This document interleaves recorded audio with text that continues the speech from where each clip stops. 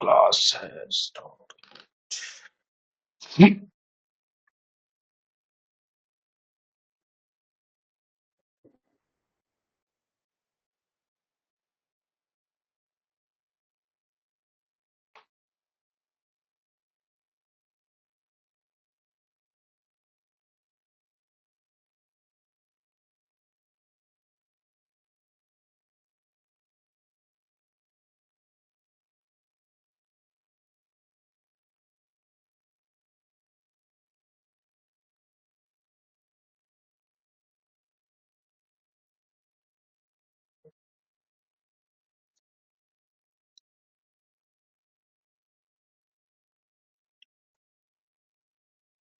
Good evening everyone.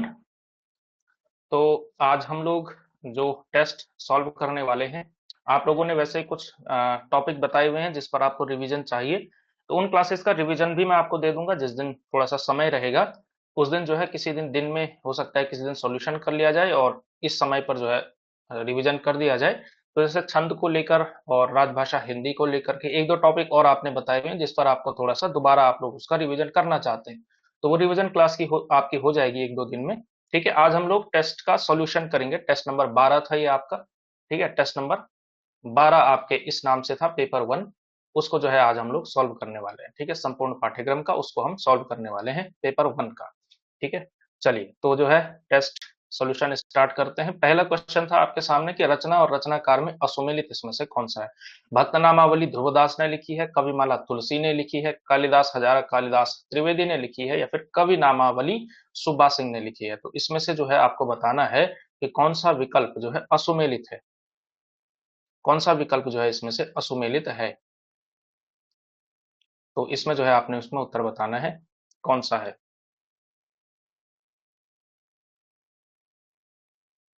हाँ, D जो है ऑप्शन आपका ठीक होगा। ठीक है ना, डी। ठीक है, ध्यान रखिए ये कवि, ये तुलसी जो है ये तुलसीदास नहीं है। ठीक है, ये हिंदी साहित्य इतिहास के जो रेफरेंस है उसके तौर पर इसका जो है नाम लिया जाता है। आपको बताना है कवि नामावली इसकी रचनाकार कौन है। ये भी आपको पता होना चाहिए कि इसके रचनाकार कौन है। ठीक है, तब तक आप इसका उत्तर दीजिए, मैं आगे बढ़ता हूँ। अगर आप नहीं दे पाएंगे तो मैं बता दूंगा। 84 वैष्णवन की वार्ता, ये जो रचना लिखी थी ये किसने लिखी थी।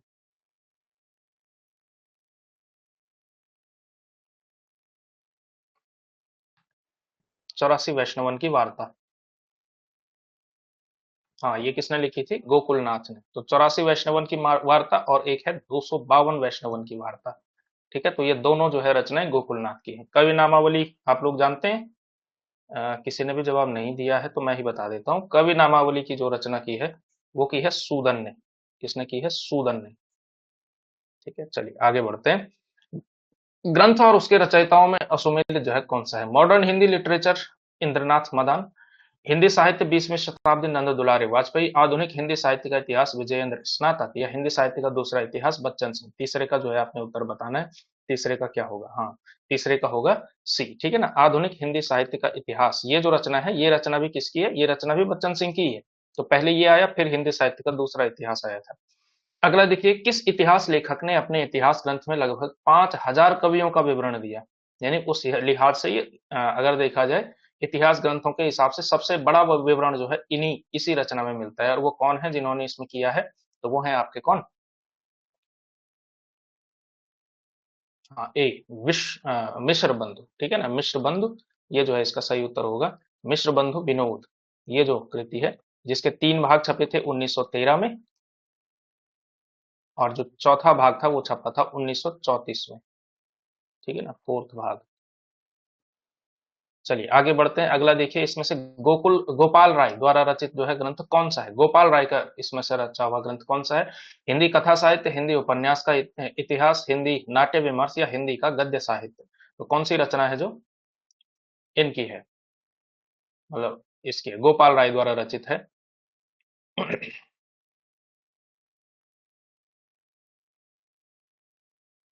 सी, सी नहीं, बी। हिंदी उपन्यास का इतिहास। देखिए गोपाल राय की दो रचनाएं हैं, एक है हिंदी कहानी का इतिहास, कहानी का, और एक है उपन्यास का इतिहास। तो इन्होंने जो है ये दो ही रचनाएं इसमें से लिखी हुई हैं। ठीक है, हाँ। अगला क्वेश्चन देखिए।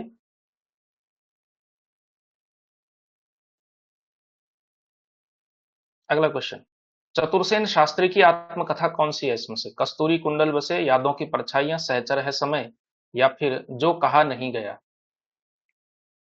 डी है जो कहा नहीं गया।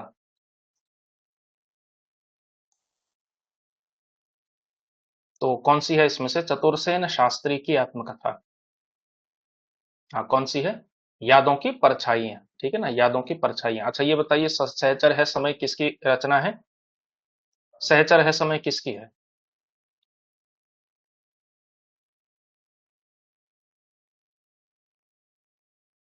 हाँ, रामदरस मिश्र, ठीक है ना, सही जवाब, रामदरस मिश्र। तो कस्तूरी कुंडल बसे तो कल ही हमने करी थी, मैत्रेयी पुष्पा की। ठीक है, अगला देखिए। अगेन इसमें से जो है आपको मैच करना है कौन सा जो है इसमें से सही होगा, तो इस पर थोड़ा विचार कीजिए और फिर बताइए इसमें से जो है सही उत्तर आपका क्या होगा। क्वेश्चन नंबर 7 का बताइए क्या जो है इसमें से होगा। ठीक,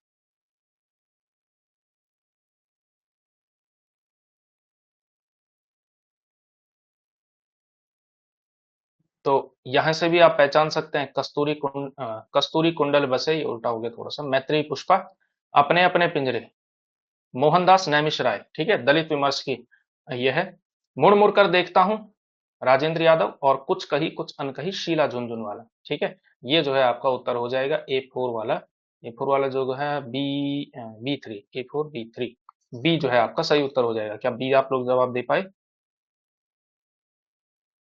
हाँ, हो दे पाए, ठीक है। अच्छा, ये मैच वाले क्वेश्चंस में एक अच्छी बात होती है कि अगर आपको एक दो भी आते हैं तो बाकी से भी आप कर सकते हैं। बस थोड़ा सा आप ये करिएगा, कुछ कही कुछ अनकही, थोड़ा शीला झुनझुन वाला ही थोड़ा सा याद कर लीजिएगा। बाकी तो आपने किए होंगे, राजेंद्र यादव की तो करते ही है जनरली, मुड़ मुड़ के देखता हूँ, राजेंद्र यादव की अपने अपने पिंजरे, और कस्तूरी कुंडल बसे, मैत्रेयी पुष्पा। मुक्तिबोध की जीवनी लिखी है मुक्तिबोध की आत्मकथा नाम से, ठीक है, और ये लिखी किसने है ये आपको बताना है। ठीक है, तो मुक्तिबोध की आत्मकथा का मतलब ये नहीं है कि मुक्तिबोध की वो आत्मकथा है, दरअसल जीवनी है, और लिखी किसने है? बहुत सारी जीवनियां उन्होंने लिखी हुई है। ठीक है, तो किसने लिखी है? हाँ, विष्णुचंद्र शर्मा ने लिखी हुई है। किसने लिखी है? विष्णुचंद्र शर्मा ने भी लिखी हुई है। इन्होंने ही जो है नजरुल इस्लाम की भी लिखी थी, कल हमने इस पर चर्चा की हुई है। ठीक है, अगला देखिए, इन जीवनी पर कृतियों में से कौन सी कृति रोमा रोला की है? ठीक है, देखिए गांधी पर लिखी हुई ये सारी की सारी जीवनियां हैं, और गांधी की जीवनियां जो है खूब पूछी जाती हैं। आपको ये बताना है कि इसमें से कौन सी जो है मतलब रोमा रोला ने लिखी है। तो कौन सी लिखी है? हाँ, कौन सी लिखी है? महात्मा गांधी विश्व के अद्वितीय पुरुष, ये जो है इन्होंने लिखी है। अकाल पुरुष गांधी किसने लिखी है? ये सबसे इंपॉर्टेंट यही है, क्योंकि ये जो है जैनेन्द्र कुमार ने लिखी हुई है। ठीक है, बापू की झांकियां किसने लिखी है? बापू की झांकियां किसने लिखी है?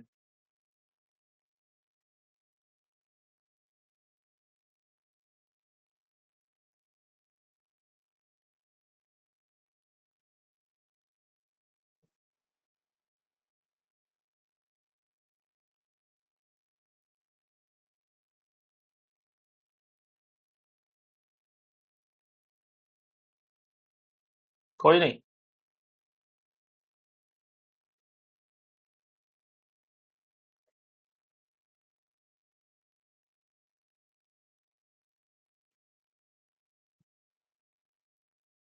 तो इसमें इसमें लिखिए।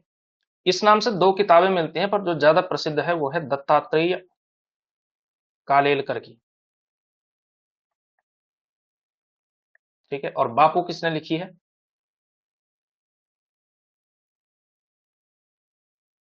बापू किसने लिखी है?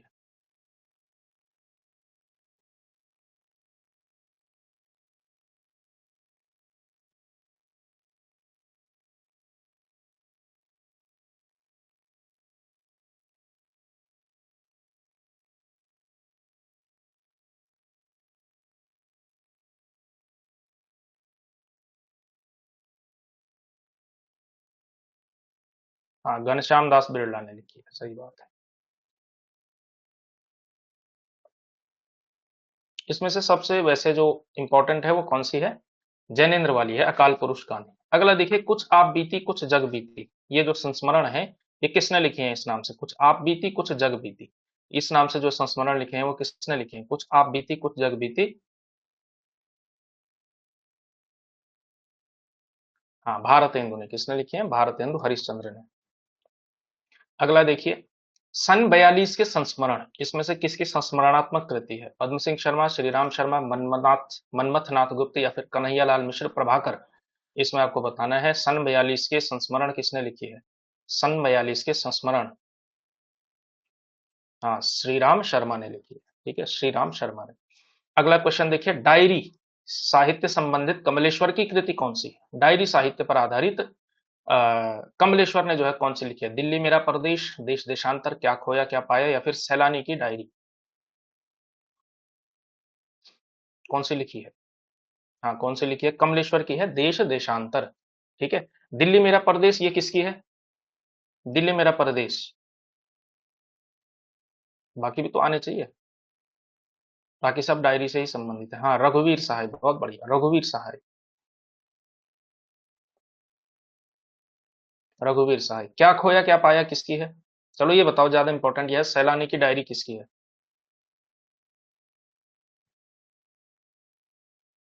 सैलानी की डायरी बताइए।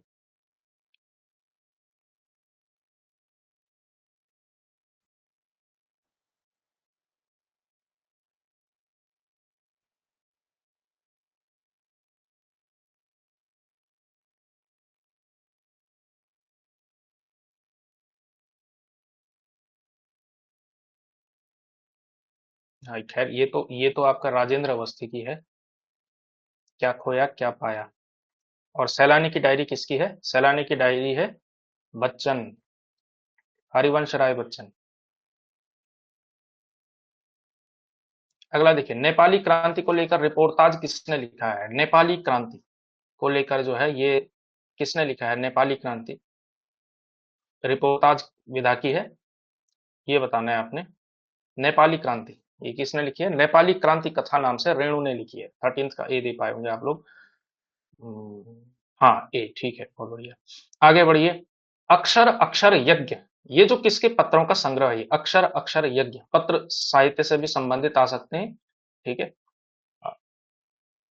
तो ये बताना है आपने, ये किसकी है? अक्षर अक्षर यज्ञ किसके पत्रों का संकलन है इसमें?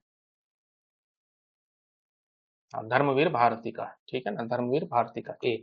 अगला देखिए, इनमें से लेखक और यात्रा साहित्य से संबंधित उनकी कृति का एक युग्म जो है गलत है। निर्मल वर्मा चीड़ों पर चांदनी, यज्ञ, एक बूंद सहसा उछली, धर्मवीर भारती किन्नर देश में, रामचंद्र शुक्ल चिंतामणि। कौन सा जो है इसमें से गलत है? कौन सा जो है इसमें से गलत है? हाँ, सी जो है गलत होगा, है ना। किन्नर देश में किसकी होगी? किन्नर देश में ये दरअसल राहुल सांकृत्यायन की है। बाकी सब ठीक है।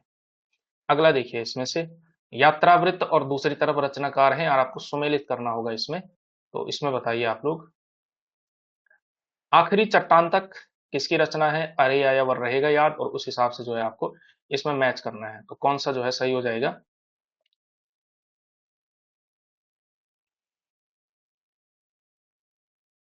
तो देखिए, आखिरी चट्टान तक तो आप लोग जानते हैं मोहन राकेश की है। ठीक है, फर्स्ट का सेकंड। ठीक, इसके अलावा अरे यायावर रहेगा याद अज्ञेय की है। ठीक, और इसके अलावा ये जो है हंसते निर्झर दहकती भट्टी, ये दरअसल किसकी है? ये है विष्णु प्रभाकर की। ठीक है, तो ये करिए विष्णु प्रभाकर की। और पैरों में पंख बांधकर राम वृक्ष बेनीपुरी की। ठीक है, गोपाल प्रसाद व्यास की इनमें से कोई रचना नहीं है। तो इसमें से कौन सा हो रहा है आपका ठीक? जिसमें फोर का थ्री लिखा है, फोर का थ्री दो जगह लिखा है, थ्री का वन लिखा है, जिसमें हाँ ये वाला सी जो है आपका सही हो जाएगा। अगला देखिए, देश विदेश यात्रा वर्णन का लेखक कौन है? ये देश विदेश नाम से यात्रा वृत्तांत किसने लिखे हैं? देश विदेश,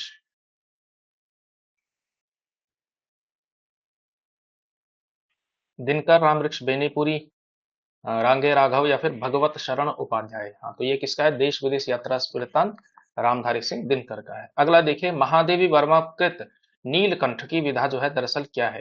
ये जो नीलकंठ नाम से जो है उनकी एक, मतलब एक चैप्टर सा मिलता है, तो ये किसका है? ये दरअसल एक रेखा चित्र है, उसमें मिलता है। ठीक है, अगला देखिए, तो इसी में जो है आपको मैच करना होगा, और इसके जो ऑप्शन है ऑप्शंस को मैं इधर रख देता हूँ ताकि आप लोग उसका जवाब दे पाएं अच्छे से।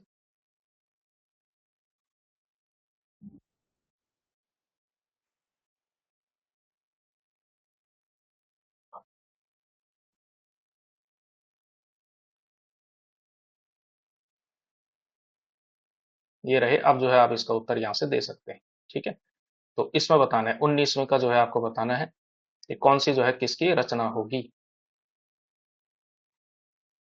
तो देखिए, पानी बीच मीन पियासी, ये जो है किसकी है? ये है आपकी मिथिलेश्वर की। ठीक है, आज के अतीत, आज के अतीत, आज के अतीत है दरअसल भीष्म साहनी की। ठीक है, पिंजरे की मैना चंद्र किरण सोनरेखा की है, और हादसे नाम की किसकी है? रमणिका गुप्ता की है। ठीक है, ये ठीक है। और रविंद्र कालिया की जो है, अगर मैं आपसे पूछूं आत्मकथा, तो रविंद्र कालिया की है गालिब छोटी शराब।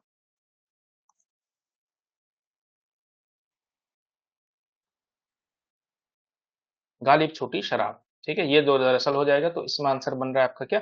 हाँ, डी बन रहा है। ठीक है ना, डी। तो इसको हम चाहे तो डिलीट भी कर सकते हैं, इसको देखो। अब जहां पर है वो ओरिजिनली डी जो है यहाँ पे उत्तर बन जाएगा आपका। ठीक। अगला क्वेश्चन देखिए, आचार्य रामचंद्र शुक्ल के अनुसार हिंदी का पहला पहला मौलिक नाटक जो है कौन सा है? तो हिंदी का पहला मौलिक नाटक दरअसल कौन सा मानते हैं शुक्ल जी? वैदिकी हिंसा हिंसा न भवति को मानते हैं। और पहला नाटक किसको मानते हैं? ये तो नाटक है, मतलब पहला मौलिक नाटक है, और पहला नाटक किसको मानते हैं? पहला नाटक किसको मानते हैं?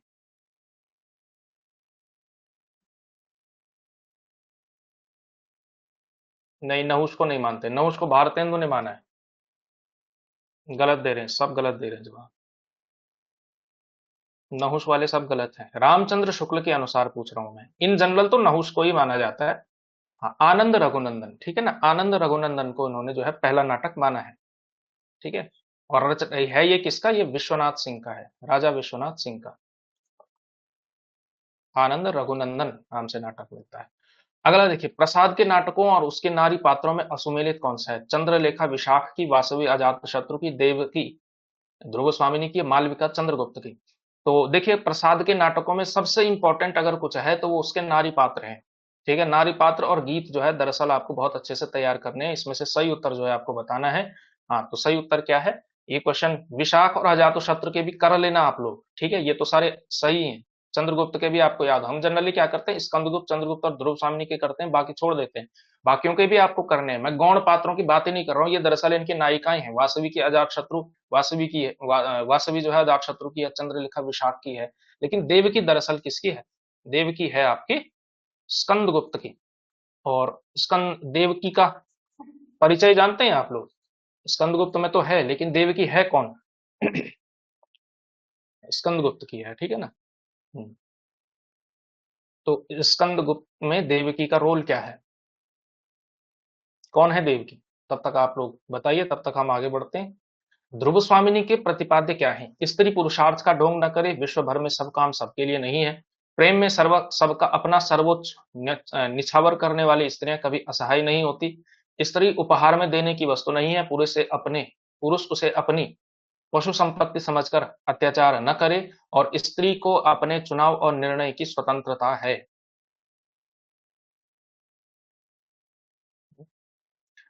हाँ, ये आपने ठीक कहा कि स्कंदगुप्त की माँ है, लेकिन सौतेली माँ नहीं है, उसकी अपनी माँ है वो देव की। ठीक है, चलिए इसमें बताइए फिलहाल, ध्रुव स्वामिनी का प्रतिपाद्य इसमें से क्या क्या लग रहा है आपको? हाँ, क्या क्या लग रहा है?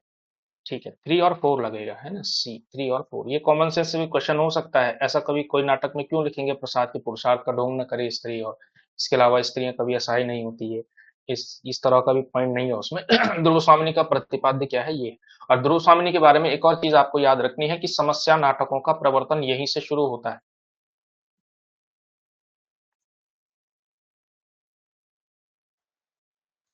ठीक है, ध्रुव स्वामिनी से ही माना जाता है। ध्रुव स्वामिनी का प्रकाशन वर्ष भी आपको पता होना चाहिए, कब है ध्रुव स्वामिनी का प्रकाशन वर्ष?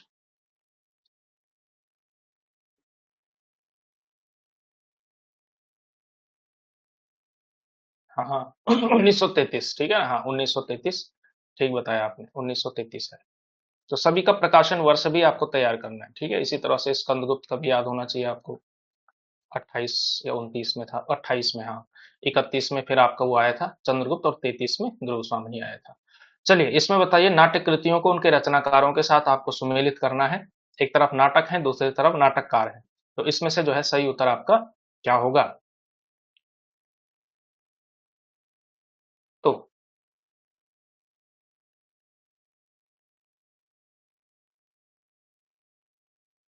तो एक और द्रोणाचार्य, शंकर शेष, ठीक है। क्या A3 से सवाल बन गया?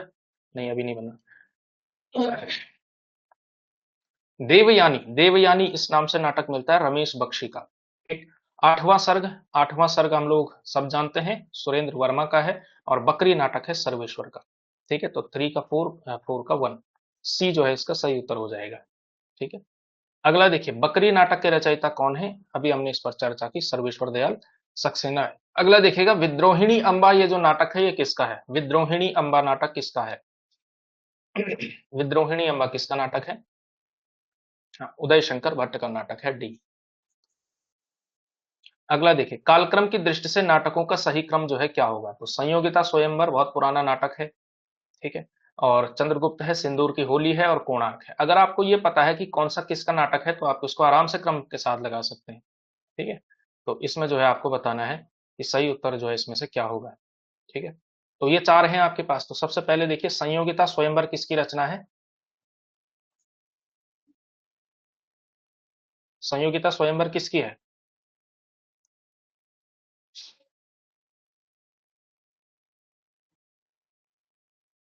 ये आप लोगों ने सॉल्व भी कर दिया? हाँ, श्रीनिवास दास की है, लाला श्रीनिवास दास। ठीक है। चंद्रगुप्त किसका है? प्रसाद का है। सिंदूर की होली किसका है? सिंदूर की होली किसका है?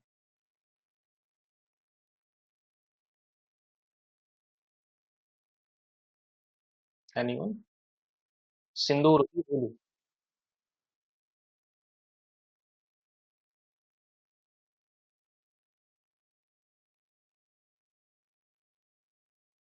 लक्ष्मी नारायण तो सबको पता है, प्रांत कहाँ से आ गया? अच्छा, लक्ष्मी नारायण लाल या फिर लक्ष्मी नारायण मिश्र? ये भी तो है बात। भाई इसको भी तैयार कर लेना। कौन लक्ष्मी नारायण लाल है, कौन लक्ष्मी नारायण मिश्र है? अब इसमें बताओ, लाल या मिश्र में से कुछ लिखो। हाँ, मिश्र। ठीक है ना, लक्ष्मी नारायण मिश्र समस्या नाटकों वाले, समस्या नाटकों के प्रवर्तक माने जाते हैं, लक्ष्मी नारायण मिश्र। और कोणार्क आप लोग जानते हैं, जगदीश चंद्र माथुर। ठीक है। तो इसमें से देखेंगे आप, श्रीनिवास दास सबसे पुराने हैं, तो इस यही आना चाहिए।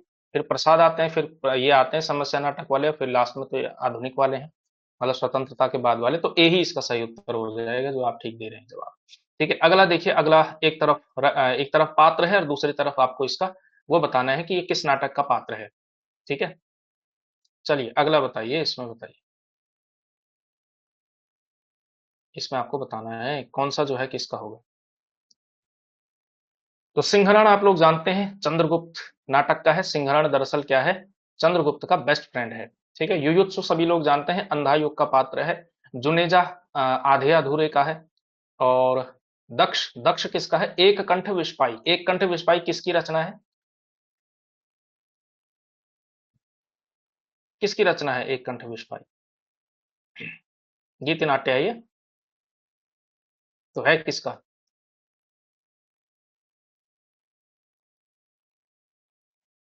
हाँ, दुष्यंत कुमार का है, ठीक है ना, दुष्यंत कुमार का। ठीक है। तो क्या बना आपका उत्तर? A3 वाला बना। डी में क्या है? सी से ही ये सवाल सॉल्व हो जाता है वैसे। ये जो है आपका उत्तर हो जाएगा। अगला देखिए, नाटक कृतियों और नाटककारों में सही सुमेलित जो है आपको करना है। एक तरफ खजुराहो का शिल्पी कर्ण, दुलारी बाई, ख्याल भारमली। तो इसमें आपको बताना है कौन सा जो है इसमें सही हो जाएगा।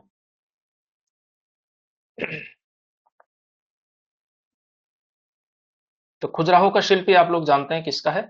खजुराहो का शिल्पी है शंकर शेष का। ठीक है। कर्ण नाटक लिखा है लक्ष्मी नारायण लाल ने। ठीक। दुलारी बाई मणि मधुकर का, और ख्याल भारमली हमीदुल्लाह। ठीक है, तो क्या हो रहा है इसका? सी। सी हो रहा है। अगला क्वेश्चन देखते हैं। अंधेर नगरी नाटक में कौन सा पात्र लोभ वृत्ति का प्रतीक है, जो लोभी प्रकार का है और इस वजह से फिर वो फंसता भी है? आसान सा सवाल है।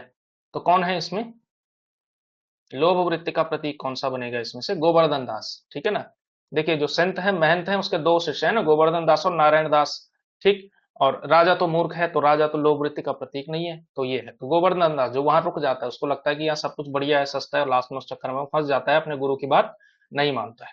तो अगला देखिए, इसमें जो है अगेन निबंध संग्रह है, और उसमें जो है आपको बताना है कि इसका लेखक कौन है। ठीक है, निबंध और उसके साथ उसका संग्रहकर्ता आपको बताना है। तो कौन सा जो है इसका सही उत्तर हो जाएगा? तो मैंने सिल पहुंचाई किसका है? विद्यानिवास मिश्र का है। ठीक।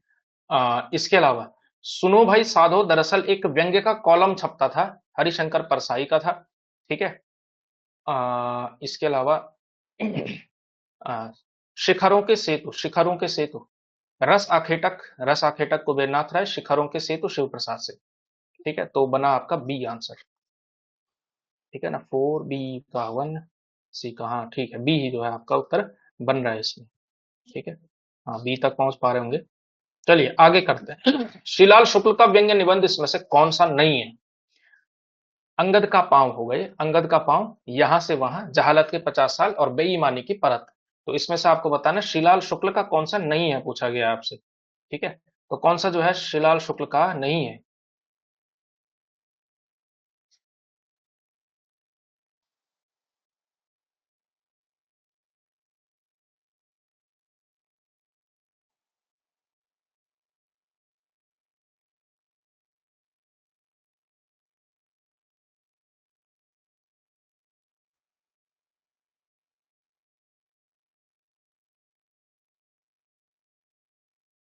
या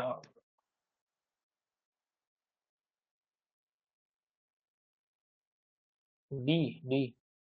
मुझे लग रहा है उसमें आंसर की में गलत हो गया। जहालत के 50 साल तो शिलाल शुक्ल का है, बेईमानी की परत नहीं है। बेईमानी की परत दरअसल परसाई का है। ठीक है, वो आप लोग थोड़ा सा ठीक कर लेना। अरे कहाँ जा रहा है ये?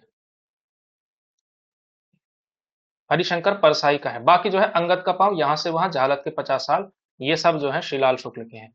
ललित निबंधों की विशेषता कौन सी नहीं है? सरस और आत्मीय अभिव्यक्ति, कल्पनाशीलता, संस्कृत निष्ठ भाषा का विशेष आग्रह, या भाषा की सहजता।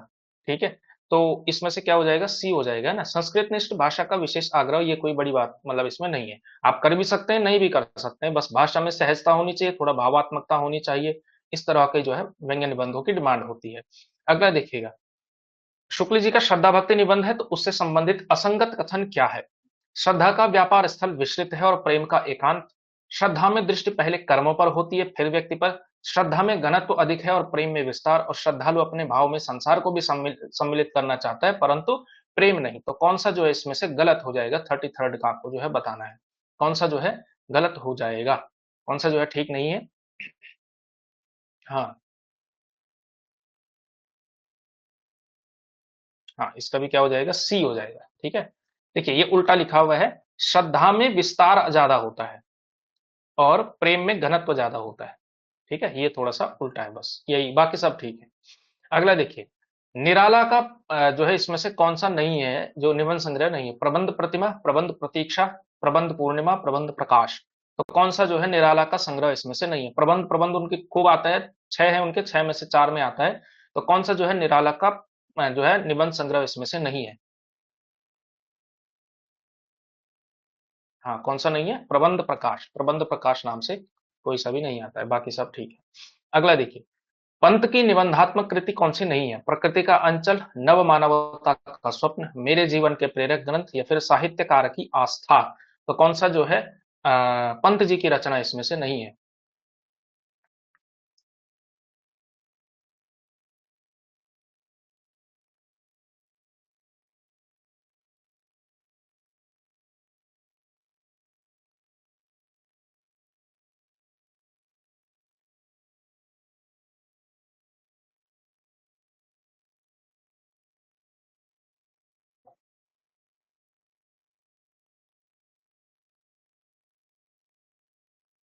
हाँ, साहित्यकार की आस्था, ठीक है ना, डी, साहित्यकार की आस्था। और ये है किसकी दरअसल, साहित्यकार की आस्था किसकी है रचना, ये आप बताइए, तब तक मैं अगला बताता हूँ। तुलसी सुधाकर एवं प्रवासी की आलोचना, ये दरअसल किसके निबंध है, तुलसी सुधाकर और प्रवासी की आलोचना, ये दरअसल किसकी है, हाँ, साहित्यकार की आस्था किसकी है, महादेवी वर्मा का है, ठीक है, बहुत अच्छा, महादेवी वर्मा।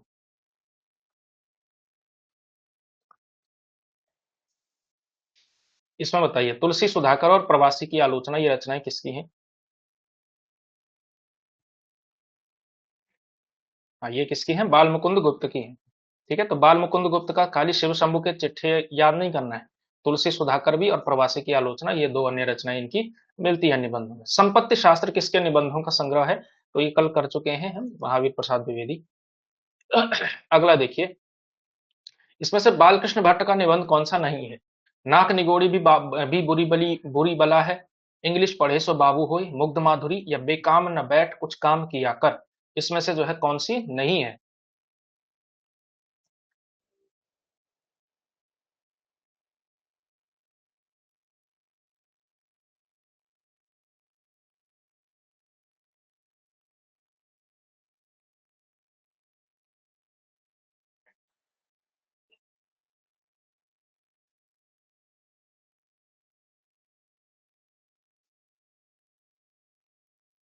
सी, सी कहां से हो गया भाई, डी, बेकाम न बैठ कुछ काम किया कर, ये होगा बालकृष्ण भट्ट का निबंध जो नहीं है,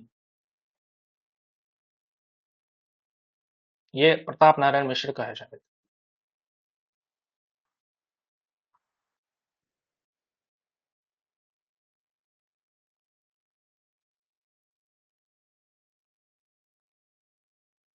अगला देखिए, रामचंद्र शुक्ल के निबंध संग्रह के प्रकाशन वर्ष में अश्वमेलित कौन सा है, ठीक है, अश्वमेलित आपको बताना है जो ठीक नहीं है।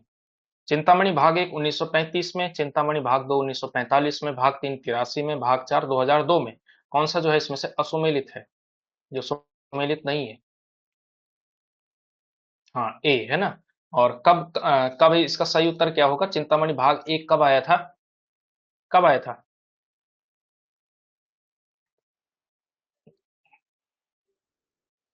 1939 में आया था, ठीक है ना। हाँ, अगला देखिए, निबंध और निबंधकारों में सुमेलित करना है आपको, नया साहित्य, नई प्रश्न, विचार और वितर्क, हिंदी साहित्य, आधुनिक परिदृश्य और मेरा परिवार, ठीक है। आपको जो है इसमें से मैच करना है इसमें, तो क्या हो जाएगा, सही उत्तर क्या हो जाएगा, लीजिए ये पूरा क्वेश्चन इस तरह से।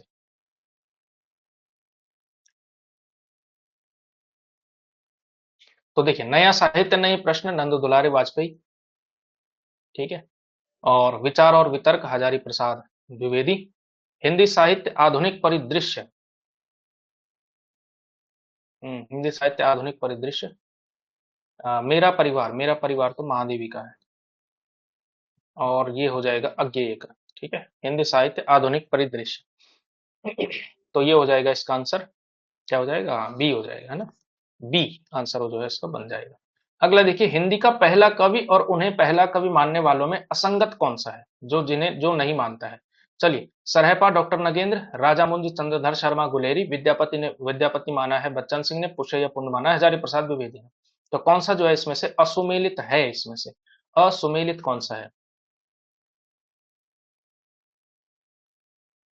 कौन सा है, हाँ, डी असुमेलित है, ठीक है ना। देखिए, सरहपा को राहुल सांकृत्यायन ने भी माना है और नगेंद्र ने भी माना है, ये चीज ध्यान रखिएगा। राजा मुंज को गुलेरी ने माना है, विद्यापति को बच्चन सिंह ने माना है, पुष्पया पिंड को किसने माना है, गणपति चंद्र गुप्त ने माना है, ठीक। और हजारी प्रसाद द्विवेदी ने किसको माना है, ये आपको बताना है। तब तक मैं अगला क्वेश्चन रखता हूँ, आदिकाल की काल सीमा और उसके प्रस्तोता विद्वान में असंगत जो है कौन सा है। ग्रियर्सन ने 700 से 1300, मिश्र बंधु 700 से 1444 विक्रमी संवत, रामचंद्र शुक्ल 1000 से 11,044 हो गई है, 1400 विक्रमी संवत, हजारी प्रसाद द्विवेदी 10वीं से 14वीं शताब्दी। हाँ, हजारी प्रसाद द्विवेदी ने किसको माना है, अब्दुल रहमान, ठीक है, संदेश रासक वाला अब्दुल रहमान।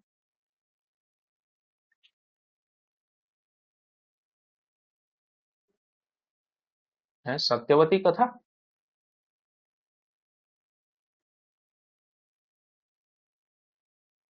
नहीं, वो तो सूफियों में है भाई। इसमें बताइए आपकी इसमें से अश्वमेधिक जो है कौन सा है जो ठीक नहीं है।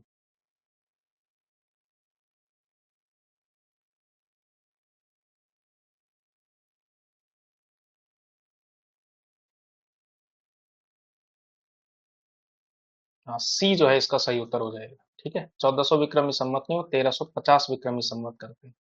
ठीक है, 1050 से 1350 विक्रमी संवत लेकर जाते हैं। ठीक। अगला देखिए, सरहपा के बारे में असंगत कथन। ये सिद्धों में सर्वश्रेष्ठ कवि माने जाते हैं, इन्हें सरोज वज्र भी कहा जाता है, इन्होंने ब्राह्मण होकर भी ब्राह्मणवाद का विरोध किया, या ये सहज ज्ञान के प्रवर्तक माने जाते हैं। तो असंगत जो है क्या है। अच्छा, पुष्प को शिव सिंह सेंगर मानते हैं। तो गणपति चंद्रगुप्त किसको मानते हैं फिर। चलो ठीक कर लो इसको।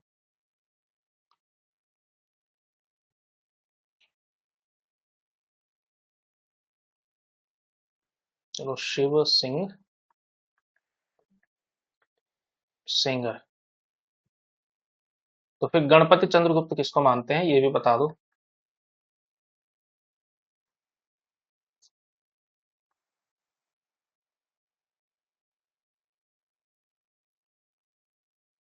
अच्छा, शालिभद्र सूरी को, हाँ शालिभद्र सूरी को। ठीक है, शालिभद्र सूरी को। चलिए फिर आगे बढ़ते हैं। इसमें इसमें बताइए सरहपा के बारे में असंगत क्या लग रहा है आपको।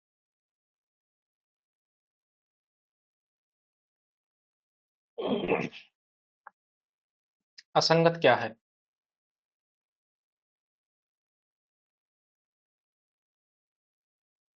हाँ, ए जो है इसमें असंगत है।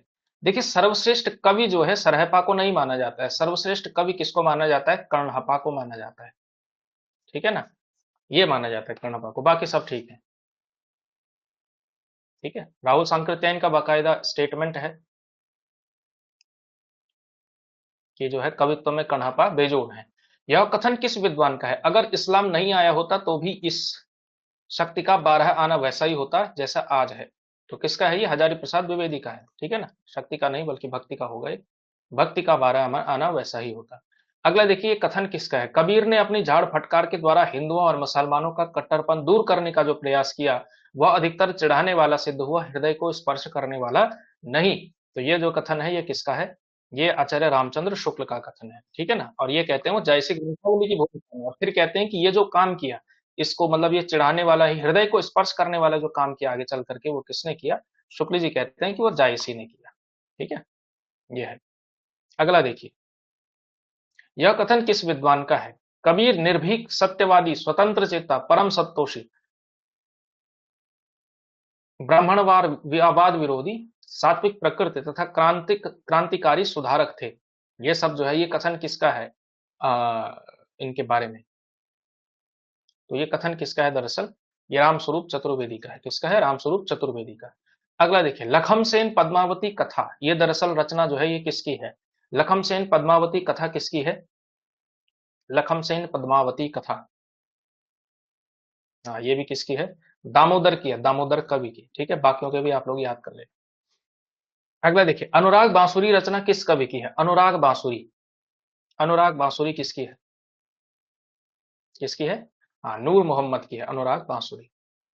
अगला देखिए, पद्मावत की रचना किस शैली पर हुई है। दोहा चौपाई पर, मसनवी पद्धति पर, कड़वक पर या छपाई पर। ठीक है, अब इसके जो है दरअसल ना इसके दोनों ही जवाब है। दोहा चौपाई भी चल जाएगा और मसनवी भी चल जाएगा। अगर आपसे परीक्षा में पूछा गया तो दोहा चौपाई यहाँ पे नहीं रखा जाएगा, क्योंकि पद्मावत में दोहा चौपाई की शैली भी है और मसनवी पद्धति भी है ही। ठीक है, तो अगर आप लोगों ने ए भी किया है अपने उत्तर में तो उसको भी सही माना जाएगा। ठीक है, ये थोड़ा सा क्वेश्चन के फॉर्मेशन में समस्या होगा, यहाँ ए और बी दोनों इसमें चल जाएगा। ठीक है, बल्कि कड़वक भी चल जाएगा, कड़वक यही तो होता है। ठीक है, तो सी ए थोड़ा सा इसका क्वेश्चन का फॉर्मेशन ठीक से नहीं बन पाया, तो ये है। चलिए आगे बढ़ते हैं। यह कथन किस विद्वान का है। मृगावती में प्रेम मार्ग में त्याग और कष्ट के निरूपण द्वारा साधक के भगवत प्रेम का स्वरूप वर्णित हुआ है। ये दरअसल कथन किसका है ये, 50, क्वेश्चन नंबर 50। इसका बताइए कि मृगावती में प्रेम मार्ग में त्याग और कष्ट के निरूपण के द्वारा साधक के भगवत प्रेम का स्वरूप वर्णित हुआ है, ये कथन किसका है। हाँ, ये भी किसका है? ये रामचंद्र शुक्ल का कथन है। ठीक है, शुक्ल जी के सारे कथन आपको याद रखने। कभी कभी ये हो सकता है माना, अब आप लोग जानते हैं कि शुक्ल जी के मैक्सिमम कथन होते हैं, तो कभी कभी वो थोड़ा घुमा देता है, डॉट डॉट डॉट में त्याग और कष्ट के, तो शुक्ल जी का ये कथन किस रचना के बारे में, ऐसा भी आ सकता है, तो थोड़ा सा आपको अच्छे से याद करना है। ठीक है, और एक एक दो दो ही स्टेटमेंट लिखे हुए हैं, बहुत ज्यादा लंबा चौड़ा नहीं किया हुआ है। जायसी के बारे में थोड़ा लंबा लिखा हुआ है, तो वहां से थोड़ा सा अलग चीज है। रामचंद्र शुक्ल ने किस रचना को सूफी पद्धति का अंतिम ग्रंथ माना है? इंद्रावती को, चंदायन को, मृगावती को, या फिर पद्मावत को? किसे जो है सूफी रचना का अंतिम ग्रंथ माना है, जहाँ की उन्होंने कहा कि अब से जो है इससे जो है सूफी की अखंड परंपरा का समापन मानना चाहिए। ऐसा जो है उन्होंने इस ग्रंथ के बारे में कहा है। और किसके बारे में कहा है? हाँ, इंद्रावती के बारे में कहा है। किसके बारे में कहा है? इंद्रावती। नूर मोहम्मद की रचना है इंद्रावती। सूफी काव्य में पुरुष जो है किसका प्रतीक माना जाता है? परमात्मा का, आत्मा का, शैतान का, या फिर गुरु का? तो पुरुष को जो है किसका प्रतीक माना जाता है वहां पे? आत्मा का। ठीक है ना। और जो नायिका होती है उसमें परमात्मा का प्रतीक हमेशा नायिका होती है। ठीक है, तो शैतान भी आता है कभी कभी और गुरु भी आता है। ठीक है, अगला देखिए, तुलसी का सारा काव्य समन्वय की विराट चेष्टा है, ये कथन किसका है? शुक्ल जी का, हजारी प्रसाद द्विवेदी का, राम कुमार वर्मा का, या फिर चतुर्सेन शास्त्री का? तो ये कथन किसका है? ये तो हजारी प्रसाद द्विवेदी का ही है। अगला क्वेश्चन देखिए, कलि कुटिल जीव निस्तार हित वाल्मीकि तुलसी भयो, यह कथन किस ग्रंथ में तुलसी के बारे में मिलता है? कटुल कुलि कलि कुटिल जीव विस्तार हित वाल्मीकि तुलसी भयो, ये कथन कहाँ पे मिलता है आपको? हाँ, भक्तमाल में मिलता है, नाभादास की भक्तमाल में मिलता है। ठीक, इसी के आधार पर क्वेश्चन बनता है कि कलिकाल का वाल्मीकि किसने कहा है? तुलसीदास की रचनाओं में बाहुक किस भाषा में रचित है? तुलसीदास की रचनाओं में जो बाहुक मिलता है, हनुमान बाहुक भी आप इसे कह सकते हैं, वो किस रचना में मिलता है? बाहुक। बाहुक मिलता है आपकी ब्रज भाषा में। ठीक है ना, क्योंकि कवितावली की भाषा क्या है? कवितावली की भाषा है ब्रज भाषा। तो देखिए, तुलसी के कौन से ग्रंथ अवधि में लिखे हैं, कौन से ग्रंथ उन्होंने ब्रज भाषा में लिखे हैं? तो जिसमें राम से संबंधित शब्द आते हैं, राम से संबंध, जैसे रामलला नैसू हो गया, और जानकी मंगल हो गया, एक पार्वती मंगल को छोड़ करके, और इसके अलावा रामचरित मानस हो गया, बरवे रामायण हो गया, इन सब की भाषा अवधि है। ठीक है, जिसमें राम से संबंधित शब्द आता है। ठीक, बाकी सब की रचनाएं जो है ब्रज में है, चाहे गीतावली हो, चाहे दोहावली हो, चाहे कवितावली हो, चाहे आपकी विनय पत्रिका हो, इन सब की रचना क्या है? ब्रज भाषा में की गई है। ठीक है, तो ये एक आसान तरीका हो सकता है आपको याद करने का। बाकी इसको याद कर लेना कि कौन सी रचना ब्रज की है, कौन सी अवधि की है। तुलसी के बारे में ये क्वेश्चन इंपॉर्टेंट होता है। अगला देखिएगा, असंगत मिलान करना है आपने कि असंगत कौन सा है। रामविलास शर्मा, बुद्धदेव। रामविलास शर्मा ने कहा कि बुद्धदेव के बाद भारत के सर्वाधिक बड़े लोकनायक तुलसीदास हैं। हजारी प्रसाद द्विवेदी ने कहा कि तुलसी का सारा काव्य समन्वय की विराट चेष्टा है। रामचंद्र शुक्ल कहते हैं कि तुलसी की रचना रामचरितमानस लोगों का हृदयहार है, और नाभादास कहते हैं कि तुलसी स्मार्त वैष्णव थे। तो ये जो है कौन सा कथन जो है इसमें से असंगत है?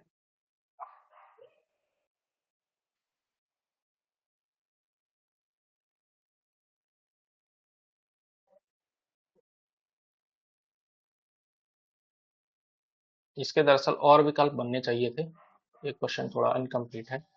चलिए यहीं पे बना लेते हैं, A and B, B and C, C and D, या फिर ए एंड डी, ऐसा बन सकता है इसका। तो इसमें से क्या हो जाएगा? ये वाला भी और ये वाला भी। ठीक है, ये और ये दोनों जो है असुमेलित हो जाएंगे इसमें। मीराबाई ने किसे अपना गुरु बताया है? मीरा ने अपना गुरु जो है किसको बताया हुआ है?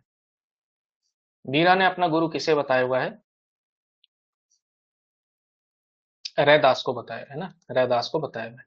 अगला देखिएगा, रामानंद को रामकाव्य का प्रथम कवि किसने माना है? रामानंद को रामकाव्य का पहला कवि जो है किसने माना हुआ है? हजारी प्रसाद द्विवेदी ने, रामचंद्र शुक्ल ने, नाभादास ने, या फिर प्रियादास ने? तो किसने माना हुआ है रामानंद को रामकाव्य का पहला कवि?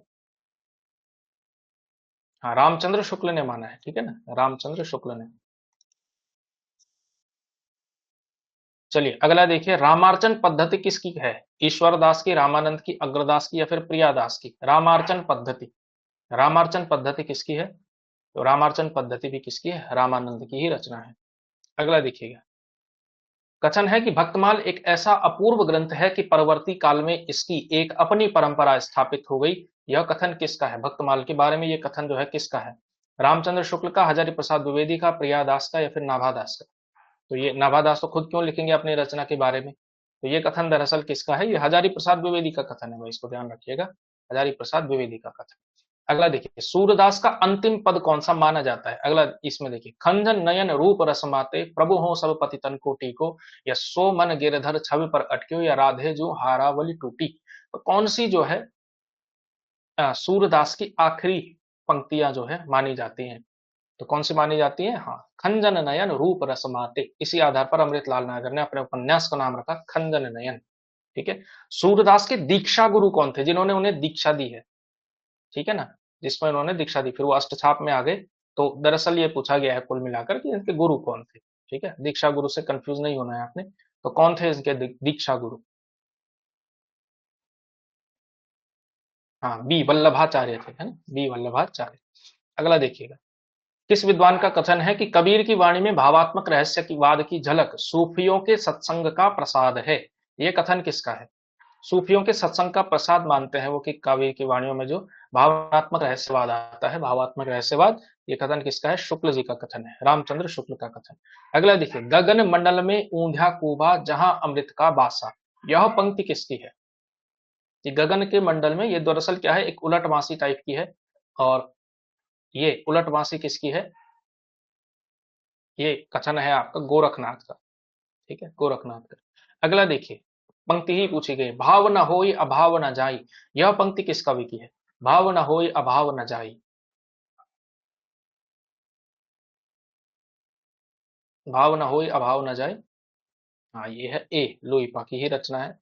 अगला देखिएगा, कौन सी पंक्ति गोरखनाथ की नहीं है? इसमें से कौन सी पंक्ति गोरखनाथ की नहीं है? अगला देखिए, इसमें देखिए, अवधू रहिया हाटे वाके रूप विरस की छाया, 9 लख पातरी आगे नाचे वाला, कनक कदली पर सिंह समारज, या तजवा काम क्रोध लोभ मोह संसार की माया।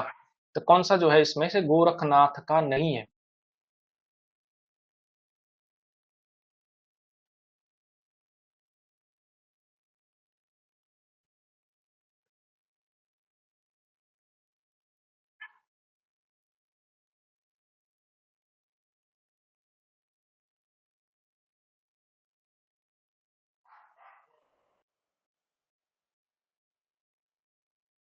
कौन सी नहीं? डी कहाँ है यार? डी क्यों बता रहे हैं आप लोग? गोरखनाथ का पूछा गया ना, सी। सी, ये है विद्यापति की, ये विद्यापति की है। अगला देखिए, पृथ्वीराज विजय की ये जो ग्रंथ है, ये खोजा किसने था? ठीक है, खोजा किसने था ये? बुलर ने कश्मीर में खोजा, हरविलास शारदा ने पूना में खोजा, रामकुमार वर्मा ने बीकानेर में, हजारी प्रसाद द्विवेदी ने मुल्तान में। तो जो पृथ्वीराज विजय था, पृथ्वीराज विजय के आधार पर पृथ्वीराज रासो को अप्रामाणिक माना जाता है। और ये मानने वाले कौन थे? डॉक्टर बुलर, है ना। बुलर भी अप्रामाणिक मानते हैं, उन्होंने कश्मीर में पृथ्वीराज विजय की खोज कर दी थी, इस वजह से। हेमचंद्र की रचना कौन सी नहीं है? कुमारपाल प्रतिबोध, देशी नाम माला कोश, योग शास्त्र, या फिर प्राकृत व्याकरण। तो कौन सा जो है हेमचंद्र की रचना नहीं है इसमें से? हाँ, कौन सी नहीं है? कुमारपाल प्रतिबोध। तो इसमें आपको बताना है, हेमचंद्र की रचना ये कुमारपाल से संबंधित है एक, तो उसका नाम क्या है?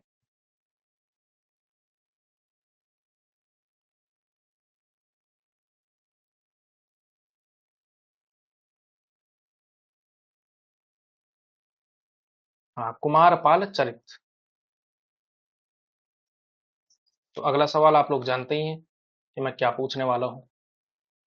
क्या पूछने वाला हूँ कि कुमारपाल प्रतिबोध किसकी रचना है?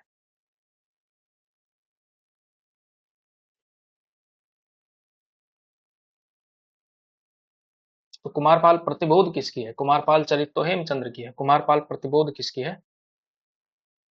हाँ, सोमप्रभ सूरी की रचना है।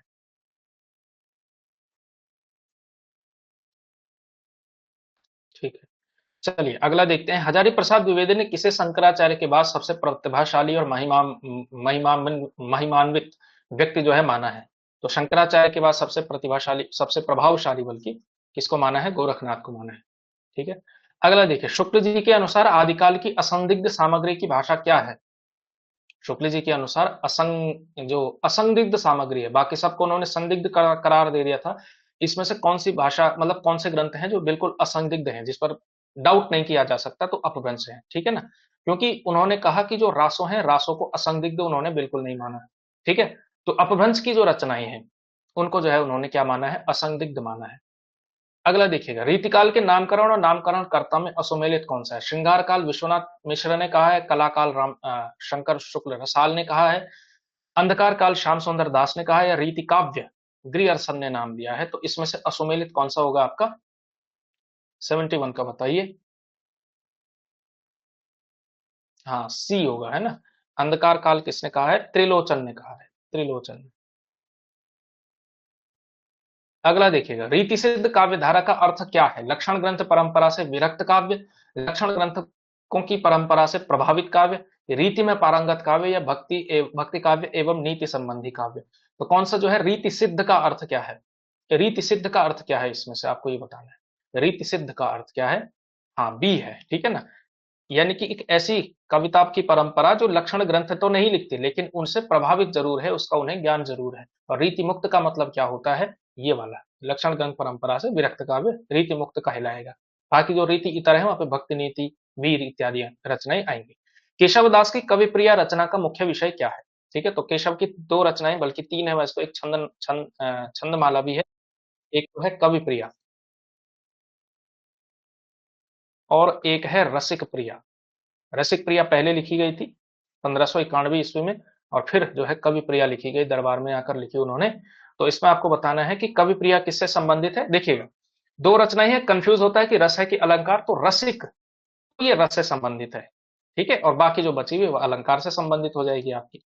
ठीक, चलिए अगला देखिएगा, केशव दास ने रामचंद्रिका में कितने प्रकाशों में राम कथा का वर्णन किया, यानी कि उसमें कुल कितने प्रकाश हैं। ठीक है, ये भी आपको ध्यान रखना है। पहली तथ्य तो ये कि रामचंद्रिका के जो सर्ग हैं उनका नाम क्या रखा गया है, प्रकाश। जैसे रामचरितमानस में जो सर्ग हैं उनका नाम क्या है, कांड है ना, 7 कांड उसमें मिलते हैं। इस प्रकार रामचंद्रिका में कितने सर्ग या कितने चैप्टर्स कुल मिलाकर मिलते हैं आपके यहाँ पे, तो ये मिलते हैं आपके 39, है ना, 39 प्रकाशों में रचना की हुई है। अगला देखिए, भूषण की रचना, शिवराज भूषण किस प्रकार की रचना है। रस का ग्रंथ है, अलंकार का ग्रंथ है, छंद का ग्रंथ है, या फिर नाटक का ग्रंथ है। तो इसमें आपको बताना है कि शिवराज भूषण, तो शिवराज भूषण वीरता परक तो है ही, लेकिन ये दरअसल लक्षण ग्रंथ भी है। तो है किसका ये दरअसल एक अलंकार ग्रंथ है, ठीक है, जिसमें 105 अलंकारों का विवेचन मिलता है। और शुक्ल जी ने इसके बारे में टिप्पणी ये की हुई है कि लक्षण ग्रंथों के नजरिए से ये कोई बहुत अच्छा ग्रंथ नहीं है। ठीक है, कि इसमें जो है लक्षण भी बेठिकाने के हैं और उदाहरण भी जो है बहुत अच्छे नहीं दिए हैं, और इसके अलावा भूषण की भाषा को भी बहुत अप्रिशिएट उन्होंने नहीं किया हुआ है। ठीक है, तो ये कुल मिलाकर विवेचन आप याद रखेंगे तो आपका बढ़िया हो जाएगा। चिंतामणि त्रिपाठी की रचना रसविलास का आधार क्या है। भानुदत्त की रसमंजरी, दंडी का काव्य प्रकाश, भरत मुनि का नाट्य शास्त्र, या फिर भाग का काव्य अलंकार। ध्यान रखिएगा, रसविलास किस प्रकार का ग्रंथ है, उस आधार पर इस क्वेश्चन को किया जा सकता है, आराम से किया जा सकता है। ठीक है, देखिएगा, दंडी किसका विवेचन करते हैं, दरअसल दंडी का जहाँ पे अलंकार का करते हैं, भरत मुनि नाट्य का करते हैं, भामा काव्य अलंकार का करते हैं। रस विलास है, रस से संबंधित भानुदत्त की रसमंजरी ही है, और यही आपको एक तथ्य के रूप में भी याद रखना है कि ये उनका है। ठीक है, दंडी के काव्य प्रकाश पर कवि प्रिया आधारित है। ठीक है, अन्य भी उन्होंने लिए हैं, बट दंडी के काव्य प्रकाश पर खूब सारी वो आधारित रचना है। अगला देखिए, इसमें से कुलपति मिश्र की रचना कौन सी है। रस रहस्य, छंद विचार पिंगल, भाषा विलास, या फिर रस रतन। कुलपति मिश्र की रचना कौन सी है, कुलपति मिश्र, कुलपति मिश्र की है। हाँ ठीक है ना, रस रतन, रस रतन। बाकी रचनाएं भी आपको जो है ध्यान रखने की कौन सी जो है किसकी है। अगला देखिएगा, भिखारी दास की काव्य निर्णय रचना किस आश्रयदाता के समय पर लिखी गई। कुल मिलाकर के इनके एक ही आश्रयदाता रहे भिखारी दास के, वो आपको याद होना चाहिए। थोड़ा एक जो क्वेश्चन है वो आपको याद रखना है, एक तरफ कवि और दूसरी तरफ उनके आश्रयदाता, ये थोड़ा सा आपको तैयार कर लेने हैं। ठीक है ना, परीक्षा से पहले ये तैयार कर लेना, बाकी तो ठीक हो जाएगा काम। हाँ, तो कौन थे, भिखारी दास के आश्रयदाता थे हिंदुपति सिंह। ठीक है, हिंदुपति सिंह। अगला देखिए, किस रीतिकालीन कवि ने अपना नाम कई ग्रंथों में मणिमाल भी रखा है। मणिमाल भी किसने रखा है अपने ग्रंथों में, किसने रखा है मणिमाल, किसने रखा है। हाँ, चिंतामणि ने रखा है, किसने रखा है, चिंतामणि ने। ए। अगला देखिए, शिवराज भूषण के बारे में अश्वमेलित है, यह शिवाजी को समर्पित है, यह एक अलंकार ग्रंथ है, इसमें 105 अलंकारों का विवेचन हुआ है और इसे रीति ग्रंथ की दृष्टि से उत्तम ग्रंथ माना जाता है। तो शिवराज भूषण के बारे में गलत कथन क्या लग रहा है आपको? अभी हमने थोड़ी देर पहले बताया आपको कि शुक्ल जी का विवेचन इसमें क्या है। शुक्ल जी कहते हैं कि रीति ग्रंथों की दृष्टि से ये कोई बहुत अच्छा ग्रंथ नहीं है, क्योंकि इसमें उदाहरण भी जो है बहुत अच्छे नहीं है और लक्षण भी जो है ठीक ठाक नहीं दिए हुए, स्पष्ट नहीं दिए हुए। बिहारी सतसई का रचना काल क्या है? ईसवी सन में आपको बताना है। बिहारी सतसई का रचना काल क्या है, आपको ये बताना है।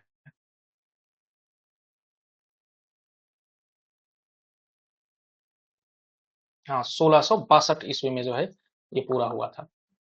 अगला देखिए, रामचंद्र शुक्ल के अनुसार मुक्तक रचना में सफल होने के लिए क्या चाहिए? मुक्तक रचना में, है ना, मुक्तक रचना में क्या चाहिए? मार्मिक पक्षों की पहचान, मार्मिक पक्षों की पहचान। बी, भाव की समायोजन क्षमता, कल्पना और भाव की समाहार शक्ति या संवेदनात्मक ज्ञान की समाहार शक्ति। क्या चाहिए मुक्तक रचना के लिए? मुक्तक रचना के लिए क्या चाहिए? हाँ, सी है ना, कल्पना और भाव की समाहार शक्ति। जिस कवि में ये दोनों चीज अच्छी होती है वो अच्छा मुक्तक लिख सकता है। और ऊपर वाला जो है आपका मार्मिक पक्षों की पहचान, वो प्रबंध काव्य के लिए आवश्यक शर्त शुक्ल जी ने मानी हुई है। ठीक है, तो ये है। और ये बिहारी के बारे में जब बात करते हैं तो तब वहां पर ये बात करते हैं कि मुक्तक के लिए कल्पना की समाहार शक्ति, ना भाव की समाहार शक्ति के साथ साथ कल्पना की समाहार शक्ति, भाव की नहीं बल्कि भाषा की समाहार शक्ति होना चाहिए था, भाषा की समाहार शक्ति। ठीक है, ये है। बिहारी विषयक शुक्ल जी की मान्यताओं में असत्य कथन आपको बताना है। ये जो शुक्ल जी के अनुसार मतलब गलत कथन। बिहारी सतसई उनकी बड़ी कीर्ति का आधार है। मुक्तक रचना की क्षमता बिहारी में पूर्ण रूप से विद्यमान थी। बिहारी की भाषा चलती होने पर भी साहित्यिक नहीं है और बिहारी की कविता श्रृंगारी है पर प्रेम की उच्च भूमि पर नहीं पहुंचती। कौन सा कथन गलत है? शुक्ल जी का दिए हुए विवेचन के अनुसार कौन सा कथन जो है गलत होगा इसमें से? तो कौन सा गलत हो जाएगा? हाँ, सी गलत हो जाएगा। ठीक है, शुक्ल जी ने लिखा है कि बिहारी की भाषा चलती होने पर भी साहित्यिक है, तो नहीं नहीं आएगा इसमें। ठीक है, सी जो है आपका सही उत्तर हो जाएगा। अगला देखिए, इसमें से कौन सा कवि अपने नीति विषयक दोहों के लिए प्रसिद्ध है? नीति विषयक दोहे किसने लिखे हैं? बेनी वाजपेयी ने, वृंद ने, पद्माकर ने या फिर मंडन ने? नीति के दोहे किसके प्रसिद्ध हैं? किसके प्रसिद्ध हैं? हाँ, वृंद के प्रसिद्ध हैं। ठीक है ना, वृंद के प्रसिद्ध हैं। वृंद बड़े महत्वपूर्ण दोहाकार थे, रीतिकाल के ही कवि थे और नीति काव्य के मतलब बड़े कवि माने जाते हैं। लक्षण ग्रंथों के प्रभाव से हटकर स्वच्छंद रीति से काव्य रचना करने वाले कवि कौन है? यानी कुल मिलाकर स्वच्छंद रीति से करने वाले का मतलब है कुल मिलाकर रीति मुक्त की बात हो रही है ना, रीति मुक्त की बात हो रही है। भिखारीदास, घनानंद सेनापति या फिर पजनेस? तो कौन हो जाएगा सही उत्तर? घनानंद हो जाएगा, है ना, घनानंद हो जाएगा। सही उत्तर घनानंद हो जाएगा। ठीक है, सेनापति रीति सिद्ध में आते हैं, बाकी दोनों भिखारीदास पजनेस रीतिबद्ध में आते हैं। घनानंद की रचना इसमें से कौन कौन सी है? सुजान सागर, विरह लीला, कोकसार, रस केली वल्ली। कौन कौन सी रचनाएं जो है इसमें से हैं घनानंद की?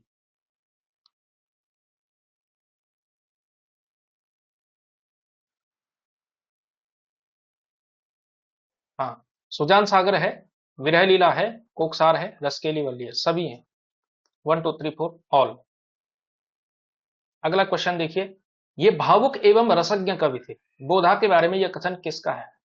रामस्वरूप चतुर्वेदी का, विश्वनाथ मिश्र का, रामचंद्र शुक्ल का या फिर हजारी प्रसाद द्विवेदी का? तो भावुक और रसज्ञ कवि जो है किसने कहा है? किसने कहा है ये? रामचंद्र शुक्ल ने कहा है। ठीक है ना, सी। अगला क्वेश्चन, ठाकुर की रचना ठाकुर ठसक का संपादन किसने किया था? लाला भगवान दीन ने, लाला श्रीनिवास दास ने, ठाकुर जगमोहन सिंह ने, लाला ब्रजरत्न दास ने? ठाकुर ठसक का संपादन किसने किया था? ये आपको बताना है। ठाकुर ठसक का संपादन किसने किया था? हाँ, लाला भगवान दीन ने किया था। ठीक, अगला क्वेश्चन देखिए, किस पत्रिका के प्रस्ताव पर हरिश्चंद्र को भारतेंदु की उपाधि दी गई थी? कवि वचन सुधा, सार सुधा निधि, सरस्वती या फिर नागरी प्रचारिणी पत्रिका? तो इसमें बताना है आपने कि किस पत्रिका के सुझाव पर आपको जो है इसमें मिला था उनको कि हरिश्चंद्र को भारतेंदु कहा गया था? तो किस रचना में, किस के आधार पर कहा था? सार सुधा निधि। ठीक है ना, हाँ। भारतेंदु कृत तदीय सर्वस्व किसका अनुवाद है? तदीय सर्वस्व नारद भक्ति सूत्र का, ऋतु संहार का, मेघदूत का या फिर आंखों की किरकिरी का? तो तदीय सर्वस्व नाम से उन्होंने एक रचना लिखी है जो दरअसल एक अनुदित रचना है कविता की। तो ये किसका अनुवाद है? हाँ, ये दरअसल नारद भक्ति सूत्र का अनुवाद है, तदीय सर्वस्व से, याद रखिएगा, इंपॉर्टेंट क्वेश्चन बन सकता है। अगला देखिएगा, भारतेंदु काल नई मानसिकता के उन्मेष का काल था। इस कालखंड को किस नाम से अभिहित किया गया? भारतेंदु काल को नई मानसिकता का उन्मेष का काल कहते हैं। और इस कालखंड को किस नाम से जो है लोग कहते हैं? जागरण काल, निर्माण काल, पुनर्जागरण काल या फिर सुधार काल। तो किस नाम से जो है इसको कहते हैं? पुनर्जागरण काल कहते हैं। ठीक है ना, पुनर्जागरण काल या नवजागरण, जो भी आपके आस में आए वो आप लोग कर लेना। अगला क्वेश्चन देखिए, इन उपन्यासों और वर्णित समस्या का कौन सा जो है ठीक नहीं है? ये सारी की सारी प्रेमचंद की हैं। कर्मभूमि अछूतोद्धार की समस्या, कायाकल्प पारलौकिक समस्या, सेवा सदन वेश्याओं की समस्या, गबन दहेज और अनमेल विवाह की समस्या। तो कौन सा जो है इसमें से असुमेलित लग रहा है आपको, जो ठीक नहीं है, जो उसके वर्ण विषय से मैच नहीं खाता है? हाँ, डी है ना। गबन क्या है? गबन दरअसल मध्य वर्ग की एक जो बढ़ती हुई महत्वाकांक्षा है, लोभ वृत्ति है, उस पर है। दहेज और अनमेल विवाह की समस्या पर आधारित उनका जो उपन्यास है उसका नाम है निर्मला। ठीक है, बाकी सब ठीक है। कायाकल्प पारलौकिक समस्या, पारलौकिक समस्या तो मतलब इसमें ऐसा होता है, पुनर्जन्म होता है, इसलिए इसको कह देते हैं। कर्मभूमि में अछूतोद्धार की समस्या आती है, सेवा सदन विषयों की समस्या पर बात करता है। अगला देखिएगा, अब देखिए इसमें जो है कुछ कोट्स पूछे गए हैं, आपको थोड़ा सा टफ लग सकते हैं, बट थोड़ा सा अगर आप मेहनत करेंगे तो ये क्वेश्चन किया जा सकता है। ठीक है, माना आपको ये नहीं आता है, चुनाव जीतने के तीन तरकीबें हैं, एक रामनगर वाली, दूसरी नेवादा वाली, तीसरी महिवालपुर वाली। अब आपको माना इसका कोई आइडिया नहीं है। ठीक है, जिसने ये उपन्यास पढ़ा होगा उसी को आता होगा। ठीक है, अब मेरा तो ऑल टाइम फेवरेट उपन्यास है।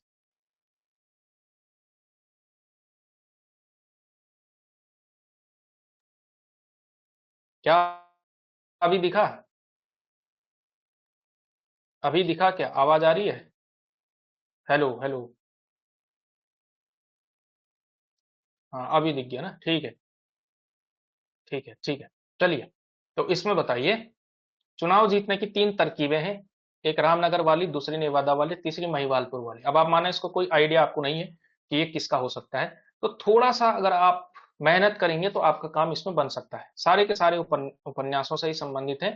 ठीक, देखिए जैसे ये सी वाला आप कैच कर सकते थे। सबसे पहले तुम शशि, शशि किस उपन्यास की पात्र है? शेखर एक जीवनी की है। शेखर एक जीवनी का नायक कौन है? शेखर। सी फोर से भी आप इसको कर सकते थे, देखते हैं सी फोर कई कितने जगहों पर, सी फोर एक ही पर ही ये सवाल सॉल्व हो सकता है। ठीक है, देखिए, चुनाव जीतने की तीन तरकीबें दरअसल राग दरबारी का है, राग दरबारी का पात्र है रूपन बाबू। ठीक है, इसके अलावा देखिए इसमें छोटे बड़े भगवान के घर से बनकर आते हैं, संपत्ति बड़ी तपस्या से मिलती है। ये दरअसल होरी कहता है गोदान में। ठीक, और ये जो है समूचा आर्यवर्त रक्त कर्दम से पिछल होने जा रहा है। तो ये कथन और किसका हो सकता है लोरिक देव के अलावा? ये है। तो इस तरह से ये क्वेश्चन बनेगा, तो ये क्वेश्चन आप आराम से इसको कर सकते थे। ठीक है ना, ए जो है इसका सही उत्तर हो जाता। अगला देखिए, डॉक्टर गोपाल राय ने किस कृति को हिंदी का पहला मौलिक उपन्यास माना है? गोपाल राय ने किसको माना है? ठीक है ना, हाँ गोपाल राय ने जो है किसको माना है, ये आपको बताना है। तो गोपाल राय ने माना है दरअसल देवरानी जेठानी की कहानी को, जो 1970 का है, 1870 सॉरी। ठीक है, तो उसी को माना है। अगला देखिए, प्रेमचंद के उपन्यासों के पात्र इसमें से कौन कौन से हैं? कृष्णचंद्र, सोफिया, हरिप्रसन्न, गजाधर। कौन कौन से जो है प्रेमचंद के उपन्यासों के पात्र हैं इसमें से?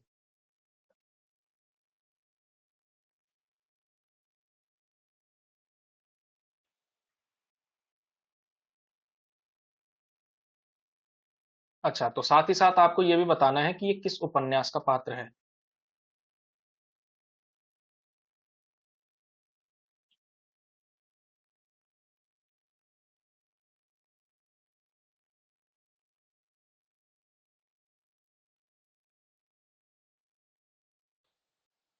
चलो सबसे पहले ये बताओ, कृष्णचंद्र जो है किस उपन्यास का है? ठीक है, चलो सी नहीं है, सी मैं बता देता हूं आपको, सी आपने ठीक जवाब दिया, ए बी एंड डी। तो सोफिया किसका है और गजाधर किसका है?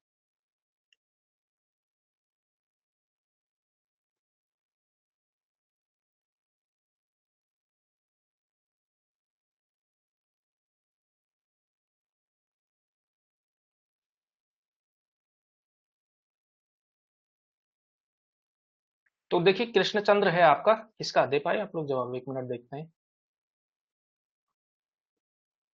हाँ, सोफिया तो रंगभूमि का है। ठीक है, कृष्णचंद्र है सेवा सदन का।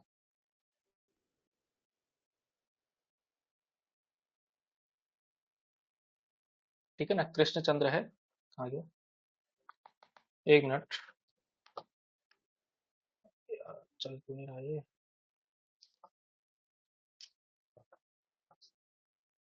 हाँ आप चला, सेवा सदन का। ठीक, सोफिया रंग भूमिका, और गजाधर, गजाधर किसका है?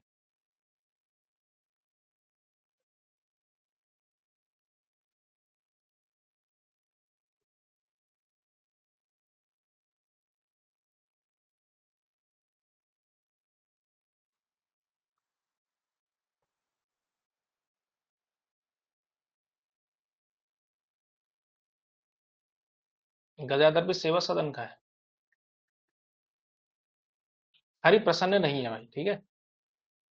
तो ए बी एंड डी। चलिए अगला देखिए, यह पथ बंधु था, यह उपन्यास किसका है? यह पथ बंधु था। नमक का दरोगा थोड़ी है वो, उसका तो वंश नमक का दरोगा पहले तो कहानी है। पहले आप लोग क्वेश्चन ढंग से पढ़ लेना भाई, यही तो दिक्कत है। उपन्यास पूछा गया है आप लोगों से और वो भी गलत बता रहे हो। नमक का दरोगा में कहां से आपका गजाधर आता है? यह पथ बंधु था उपन्यास के लेखक, वो उसमें तो वंशीधर और आलोपी दीन है भाई। 96 का बताइए आप। यह पथ बंधु था, ये दरअसल किसकी है? नरेश मेहता की रचना है। ठीक है, अगला क्वेश्चन देखिए, रजिया बेगम किसकी रचना है? रजिया बेगम कहानी है ये, किसकी है? किशोरी लाल गोस्वामी। नहीं, उपन्यासी है सर, उपन्यासी है। रजिया बेगम उपन्यास है, किशोरी लाल गोस्वामी। अगला जो है आपको इसमें बताना है, सूची है, सूची उससे मतलब दूसरी तरफ उससे रिलेटेड क्षेत्र आपको है जो है दिया गया है। ठीक है, तो ये क्वेश्चन जो है मैं एक साथ दे देता हूँ आपको ताकि आसानी हो।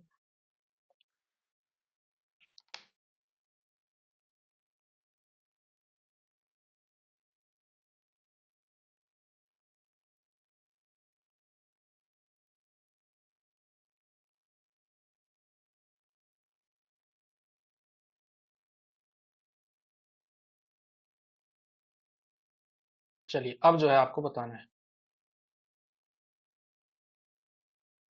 चलो, तो इसमें जो है आपको बताना है।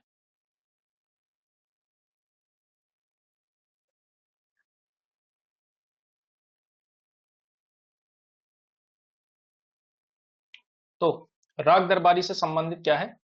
राग दरबारी से संबंधित है शिवपालगंज। शिवपालगंज, ठीक है। तो A4 से भी ये हो जाता है वैसे। और ये जो है आपका अंतिम अरण्य, अंतिम अरण्य, अंतिम अरण्य हिमाचल से संबंधित है कहीं पे। चलो आगे पहले बात की है। गंगोली देखिएगा, गंगोली तो आप लोग जानते हैं कि ये तो आधा गांव का है, तो आधा गांव यहाँ पे है ही नहीं। तो जिसमें थ्री नहीं होगा वो आप कर सकते हैं, तो थ्री इसमें है तो ये कट हो जाएगा, थ्री इसमें भी है ये भी कट हो जाएगा, ये भी कट हो जाएगा। ये आपका उत्तर बन जाएगा डी। तो यही जो है इस हिसाब से बन जाएगा आपका उत्तर, ठीक है। अंतिम अरण्य का ये बन जाएगा, बसंती महानगर दिल्ली, और ये जो ये है बस्तर मध्य प्रदेश। तो डी जो है आपका सही उत्तर इसमें हो जाना चाहिए। डी, ठीक है। अगला देखिए, रचना है और रचना से आपको लेखिकाओं को सम्मिलित करना है, महिला उपन्यासकारों से भी खूब आता है। आपका बंटी, 55 खंबे, लाल दीवारें, आवा और बेघर, ये चार उपन्यास है, चार के साथ आपको इसमें मैच करना है कौन सा जो है किसका होगा। ठीक है, चलिए, तो आपका बंटी आप लोग जानते हैं किसका है? मन्नू भंडारी का है। 55 खंबे, लाल दीवारें उषा प्रियमवदा का है। और हाँ, ये भी आप लोग जानते हैं। आवा, आवा किसका है? चित्रा मुदगल का, आवा जो है चित्रा मुदगल का है। और बेघर, बेघर हो जाएगा ममता कालिया का। ठीक है, ममता कालिया का शायद पहला ही उपन्यास ये था। तो D3, ये वाला D3, A2, बी जो है सही उत्तर हो जाएगा। ठीक, अगला क्वेश्चन देखिए, मैला आंचल उपन्यास के पात्र कौन कौन से? कमला, शाहनवाज, सहदेव मिश्र, बलभद्र नारायण। तो कौन कौन से जो है इसके जो है पात्र हो जाएंगे आपके मैला आंचल उपन्यास के? ठीक है, तो कमला आती है इसमें नायिका के तौर पर, डॉक्टर प्रशांत कमला। सहदेव मिश्र इसमें आता है, तो 1 और 3 बी जो है इसमें हो जाएगा। बलभद्र नारायण नाम का कोई कैरेक्टर इसमें नहीं है। बावन दास नाम का हालांकि एक कैरेक्टर इसमें बड़ा महत्वपूर्ण आता है। ठीक, आपका बंटी उपन्यास का कथ्य क्या है? तलाकशुदा पति पत्नी की संतान की समस्या, राजनीतिक परिदृश्य, राजनीति में प्रविष्ट मूल्यहीनता, दाम्पत्य संबंध का विघटन।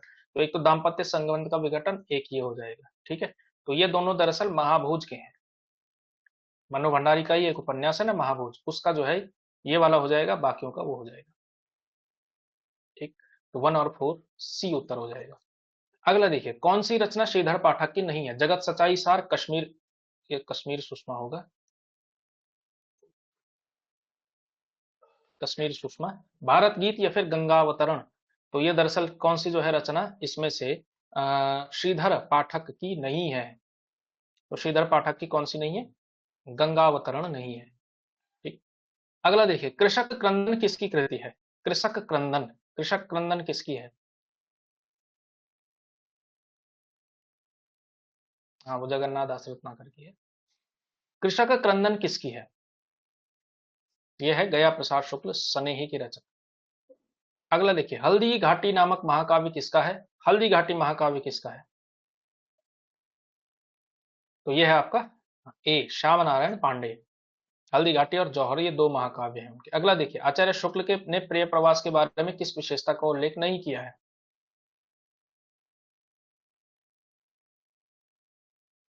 अधिकतर पदों में बड़े ढंग से हिंदी अपने चाल पर चलती दिखाई देती है। इसकी कथा वस्तु एक अच्छे प्रबंध के लिए पर्याप्त है। यह काव्य अधिकतर भाव व्यंजनात्मक है और वर्णनात्मक है। हिंदी को है, था, किया, दिया ऐसी दो एक क्रियाओं के भीतर ही सिमट कर रह जाना पड़ा है। तो कौन सी जो है बात इसमें से उन्होंने नहीं कही हुई है इसमें से? ठीक है, तो कौन सी बात जो है इसमें से नहीं कही हुई है शुक्ल जी ने? 105 का बताइए।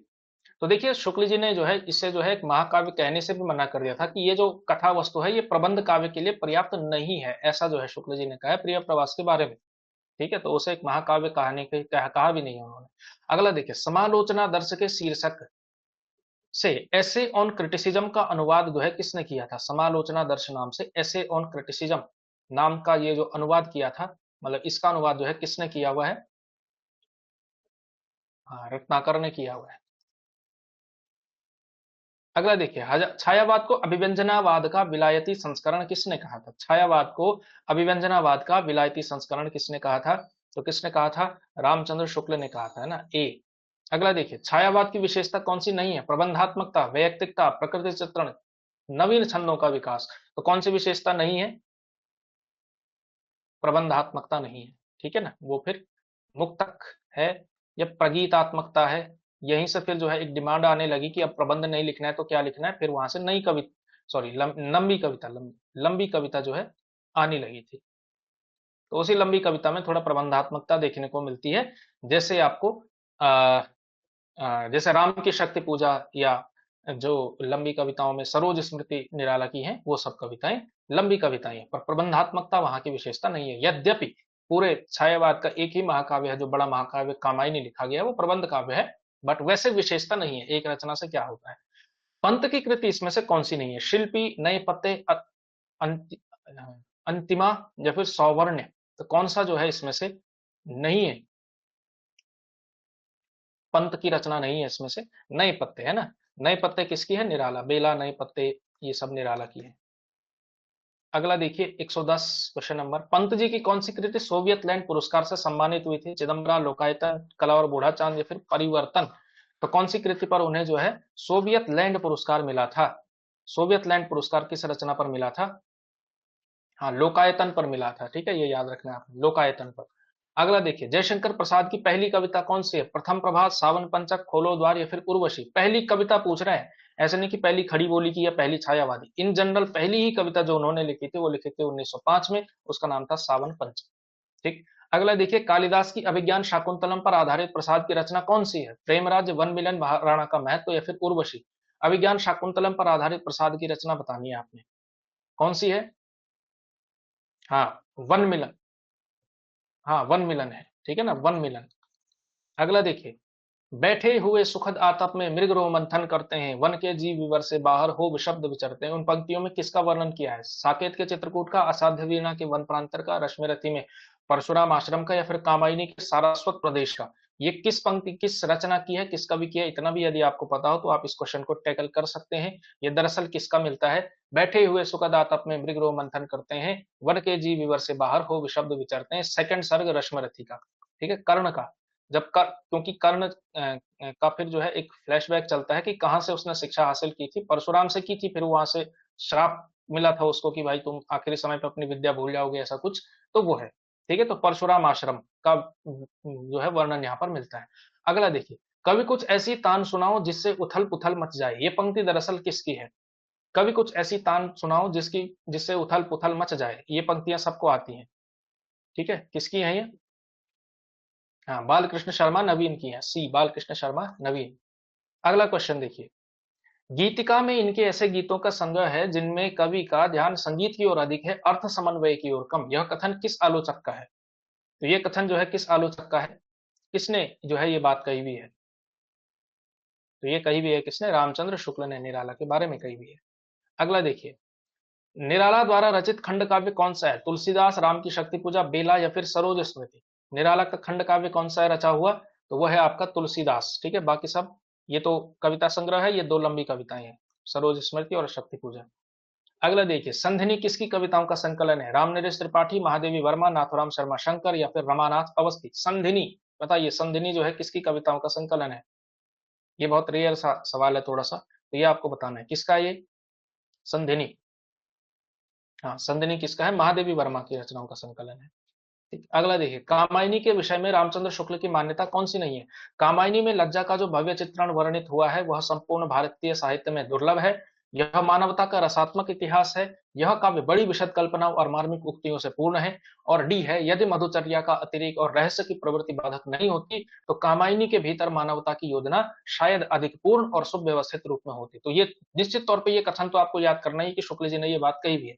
तो कौन सा जो है इसमें से कथन जो है रामचंद्र शुक्ल का लिखा हुआ नहीं है या उससे संबंधित नहीं है? तो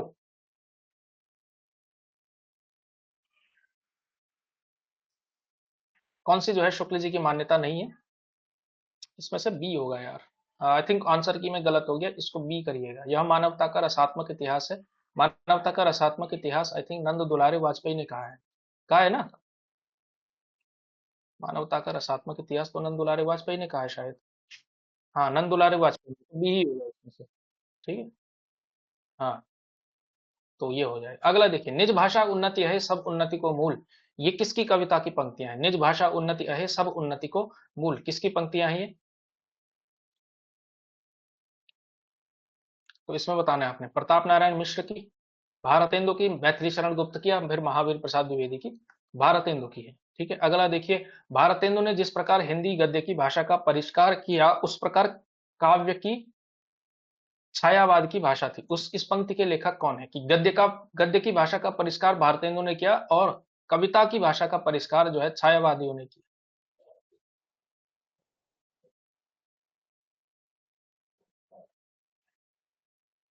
ये जो है दरअसल कथन किसका है? शुक्ल जी का है, रामचंद्र शुक्ल का। अगला देखिए, श्याम नारायण पांडे कृत हल्दी घाटी, इसमें जो है कितने सर्ग हैं? ये भी सवाल आपसे पूछा जा सकता है, कितने सर्ग हैं श्याम नारायण पांडे की हल्दी घाटी में? हल्दी घाटी में कितने सर्ग हैं? हाँ, 17 सर्ग, डी, 17 सर्ग।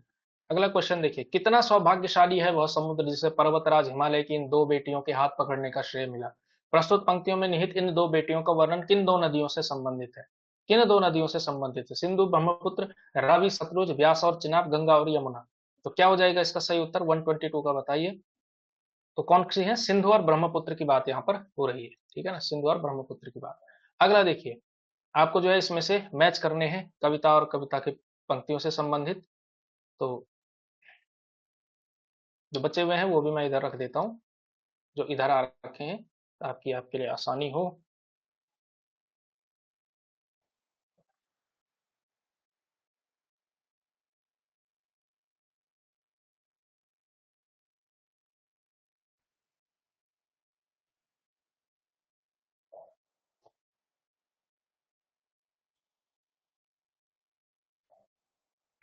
अरे बहुत बड़ा हो गया है।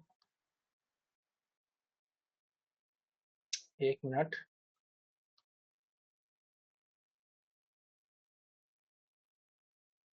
हाँ, बड़ा खींच के है।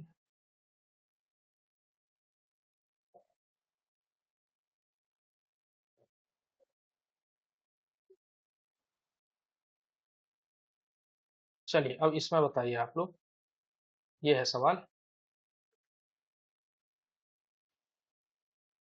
ये क्वेश्चन है, इसमें बताइए। तो नरेंद्र शर्मा, नागार्जुन, केदारनाथ अग्रवाल और भवानी प्रसाद मिश्र हैं, दूसरी तरफ उनकी कविता कविताएं लगी हुई है। ठीक। तो देखिए नरेंद्र शर्मा का है प्रवासी के गीत, A5। ठीक है। इसके अलावा नागार्जुन का आप लोग जानते हैं युगधारा, इसका हो जाएगा IV, इसका हो जाएगा V। केदारनाथ अग्रवाल, फूल नहीं रंग बोलते हैं, भवानी प्रसाद मिश्र, बुनी हुई रस्सी। ठीक है। अच्छा आत्मजयी किसकी है? आत्मजयी किसकी है? हाँ C तो बन रहा है उत्तर, इसमें जो बचता है उसी उसी में आपको बताना है कि ये किसका है। आत्मजयी किसकी है? हाँ कुंवर नारायण की है।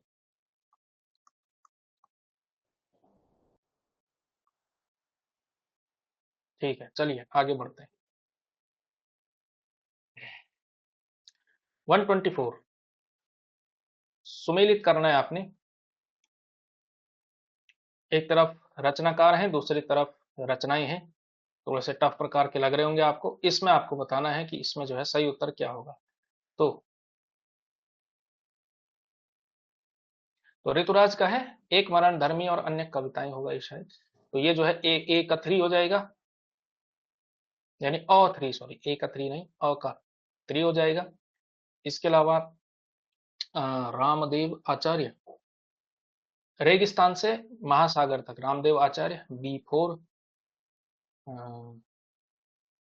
इसके अलावा हरीश भदानी, ये हो जाएगा हरीश भदानी, रोटी नाम सत्य है, और नंद चतुर्वेदी यह समय मामूली नहीं। तो क्या बन रहा है इसका? बी बन रहा है, बी सही उत्तर हो जाएगा। अगला देखिए, अज्ञेय की काव्य रचना के बारे में कौन सा कथन ठीक नहीं है? उन्होंने छायावादी कविताओं से अपनी काव्य यात्रा प्रारंभ की, तार सप्तक द्वारा इनकी नई कविता, सॉरी नई काव्य यात्रा प्रारंभ होती है, प्रयोगवादी धारा के कवियों में उनका स्वर सबसे अधिक वैविध्यपूर्ण है, और संवेदनाएं सर्वत्र उनकी बौद्धिकताओं को नियंत्रित कर रखती हैं। तो इसमें आपको बताना है कि अज्ञेय के बारे में इसमें से कौन सा कथन जो है ठीक नहीं है, अज्ञेय के बारे में। हाँ इसमें से हो जाएगा डी। ठीक है, कि संवेदनाएं उनकी सर्वत्र बौद्धिकता को नियंत्रित, देखिए अज्ञेय की कविताओं पर सबसे बड़ा आरोप ही ये लगता है कि संवेदनाएं कम है, बौद्धिकता ज्यादा है। तो संवेदनाएं बौद्धिकता को नियंत्रित नहीं रख पाती हैं, बल्कि बौद्धिकता उनकी संवेदना का अतिक्रमण कर जाती है, ये बात है। राम कथा पर आधारित काव्य इसमें से कौन सा है? रश्मिरथी, भूमिजा, आत्मजयी या फिर कामायनी? तो कौन सा है? इसमें से हो जाएगा आपका भूमिजा, नागार्जुन की रचना है, नागार्जुन। ठीक। अगला देखिए, प्रगतिवाद आंदोलन की सैनिक रूप का उल्लेख किस साहित्यकार ने किया हुआ है? जिसमें सैनिक रूप का उल्लेख आपको मिलता है बार बार, तो ये उल्लेख किसने किया हुआ है? ये मिलता है आपको मुक्तिबोध के यहाँ पे, मुक्तिबोध के यहाँ पे। अगला देखिए, हिंदी में अकविता का प्रवर्तक किसे माना जाता है? मैथिली शरण गुप्त को, जयशंकर प्रसाद को, जगदीश गुप्त को, सॉरी जगदीश चतुर्वेदी को, या फिर अज्ञेय को? तो अकविता का प्रवर्तक कौन है? जगदीश चतुर्वेदी। ठीक है ना, जगदीश चतुर्वेदी।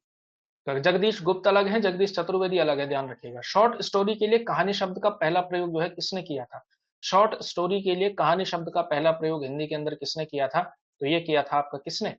प्रेमचंद ने किया था। नहीं, 1954 तो नई कविता है, अकविता बल अलग चीज है, जगदीश गुप्त अलग चीज है, वही मैं कह रहा हूँ। 1954 वो नई कविता है, उसके जगदीश गुप्त है, वो अलग चीज है। ठीक है। अगला देखिए, किसने पांडे बेचन शर्मा उग्र के साहित्य को घासलेटी साहित्य कहा था? किसने कहा था? तो बनारसी दास चतुर्वेदी ने कहा था। ठीक है ना, विशाल भारत के संपादक थे बनारसी दास चतुर्वेदी, उन्होंने कहा था। भीष्म साहनी की कहानी चीफ की दावत का पात्र कौन है? मोहन, शामनाथ, गजाधर, शकलदीप? तो कौन सा जो है चीफ की दावत कहानी का पात्र है? कौन है? शामनाथ है ना, शामनाथ है। अच्छा ये बताइए, शकलदीप किस कहानी का पात्र मिलता है आपको? शकलदीप किस कहानी का पात्र है? दावत से ही संबंधित है, थोड़ा थोड़ा मतलब रिलेशन है। शकलदीप किस कहानी का पात्र है?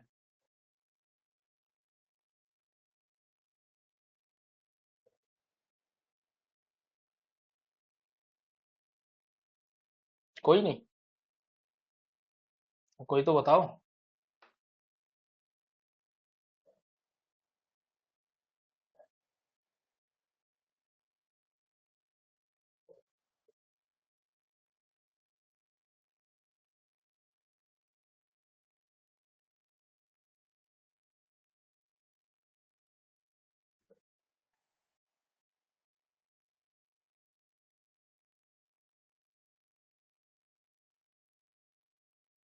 अच्छा नहीं, ये दोपहर का भोजन का नहीं है, डिप्टी कलेक्टरी का भोजन, डिप्टी कलेक्टरी इसका कैरेक्टर है, डिप्टी कलेक्टरी का। ठीक है ना। अब अमरकांत की कहानी है डिप्टी कलेक्टरी, उसमें शकलदीप नाम का मिलता है कैरेक्टर।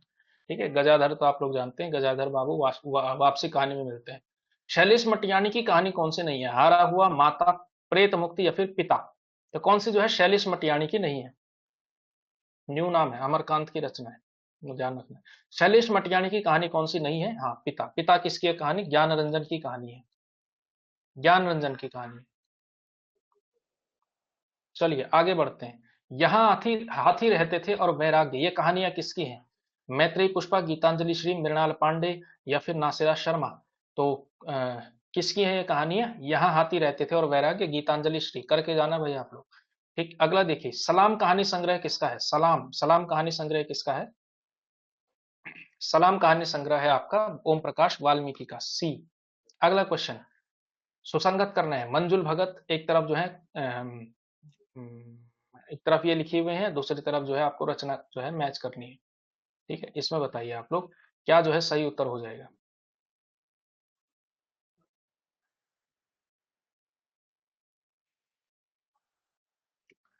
तो देखिए मंजुल भगत का है हो जाएगा अंतिम बयान।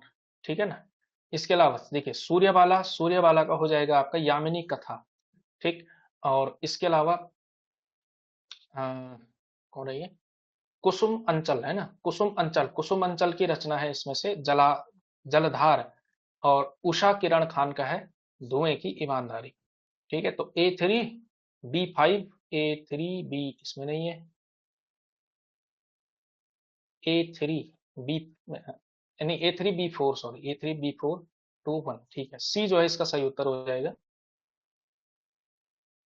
है ना, सी हो जाएगा उसका उत्तर। अगला देखिए, कहानी और पात्रों में असुमेलित है। एक और जिंदगी, प्रकाश और बीना, खोई भी दिशाएं, रवि मन्नू, छोटे छोटे ताजमहल, मीरा और विजय, यही सच है, दीपा और निशीथ। कौन सा जो है इसमें से असुमेलित लग रहा है आपको?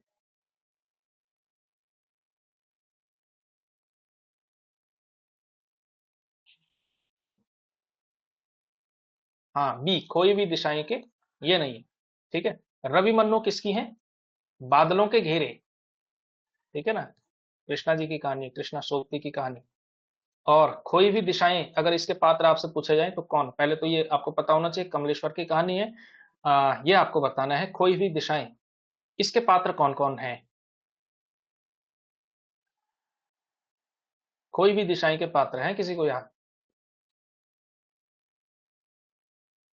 चलो एक मैं बता देता हूं आपको, एक इंदिरा मिलती है इसमें, इंदिरा, निर्मला, ये कहानी है। और जो नायक है उसका नाम क्या है?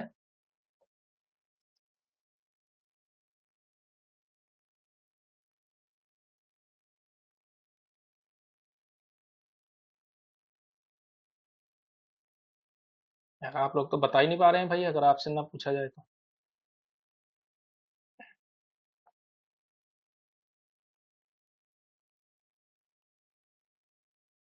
याद ही नहीं है।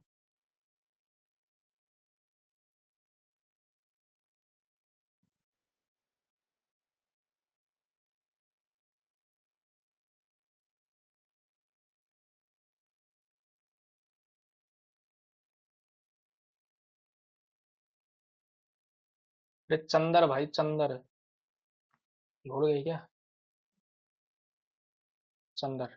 याद कर लेना, इनको देख ले वो, नई कहानियों के तो बड़े सारे आते हैं। अगला देखिए, तत्सत किसकी कहानी है? तत्सत, मैत्रेयी पुष्पा, राजेंद्र यादव, जैनेन्द्र कुमार या फिर प्रभा खेतान। इसमें बताइए, चलिए तत्सत किसकी कहानी है? ये तो आना चाहिए।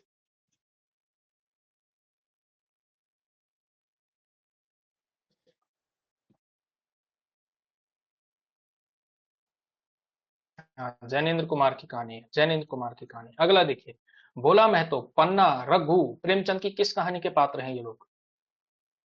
किसका बताइए? भोला महतो, पन्ना, रघु, ये सब किस कहानी के पात्र हैं? हाँ, अलग योझा कहानी के पात्र हैं, अलग योझा कहानी के पात्र। अगला देखिए, क्यूबा की पृष्ठभूमि पर आधारित अज्ञेय की कहानी कौन सी है? क्यूबा की पृष्ठभूमि पर आधारित, क्यूबा की पृष्ठभूमि पर आधारित अज्ञेय की कहानी कौन सी है? कैसांड्रा का अभिशाप, याद रखिएगा, कैसांड्रा की अभिशाप का अभिशाप, सॉरी। सीटी, सीट नंबर 6, किसकी कहानी है? सीट नंबर 6 किसकी कहानी है? मृदुला गर्ग की, चित्रा मुद्गल की, ममता कालिया की, या फिर मंजुल भगत की? ठीक है, तो ये जो कहानी है दरअसल ममता कालिया की। ममता कालिया जो है कर लेना आप लोग, इंपॉर्टेंट हो जाएंगे इस साल, आ सकते हैं परीक्षा में खूब। अगला देखिए, उपन्यास है, आपको जो है उसमें मैच करना है। ठीक है, कुरु कुरु स्वाहा किसका है? मरी हुई मछली, मरी हुई, काला जल और झीनी झीनी बीनी चदरिया। चारों चारों आसान है, कोई इसमें टफ काम नहीं है आपको। ठीक, तो कुरु कुरु स्वाहा मनोहर श्याम जोशी, ठीक है ना। अ, जो है मछली मरी हुई राजकमल चौधरी, ठीक है। काला जल शानी, और झीनी झीनी बीनी चदरिया अब्दुल बिस्मिल्लाह, ठीक है ना। काला पहाड़ याद रखिएगा, काला जल अलग है, काला पहाड़, काला पहाड़ भगवान दास मोरवाल,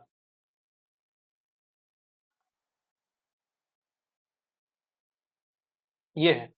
ठीक है, तो ए3 बी1, ए3 बी1 इसमें है, सी जो है इसका उत्तर हो जाएगा।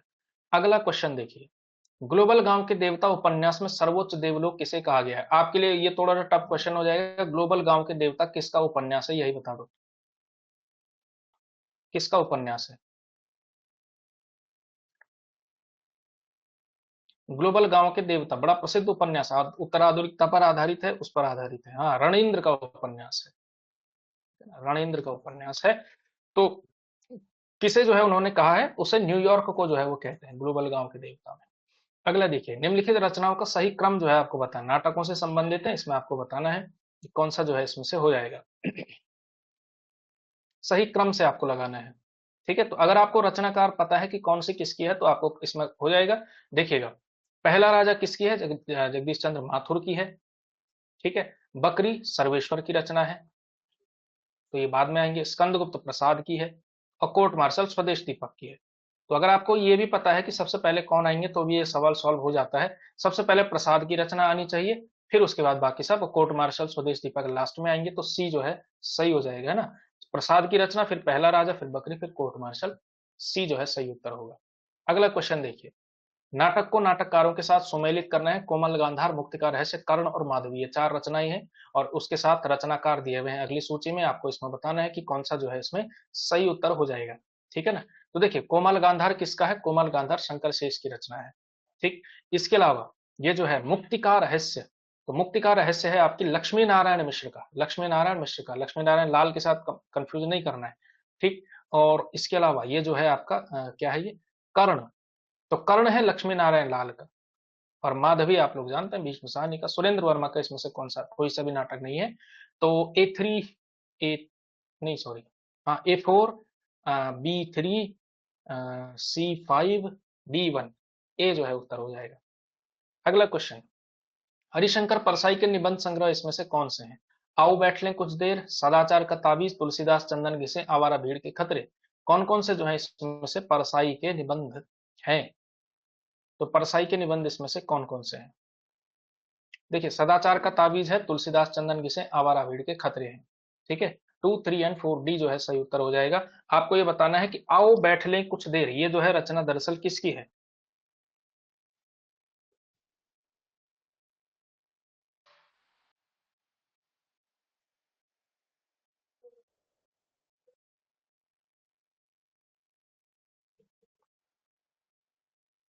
आओ बैठ लें कुछ देर किसका है? हाँ, शिलाल शुक्ल का है।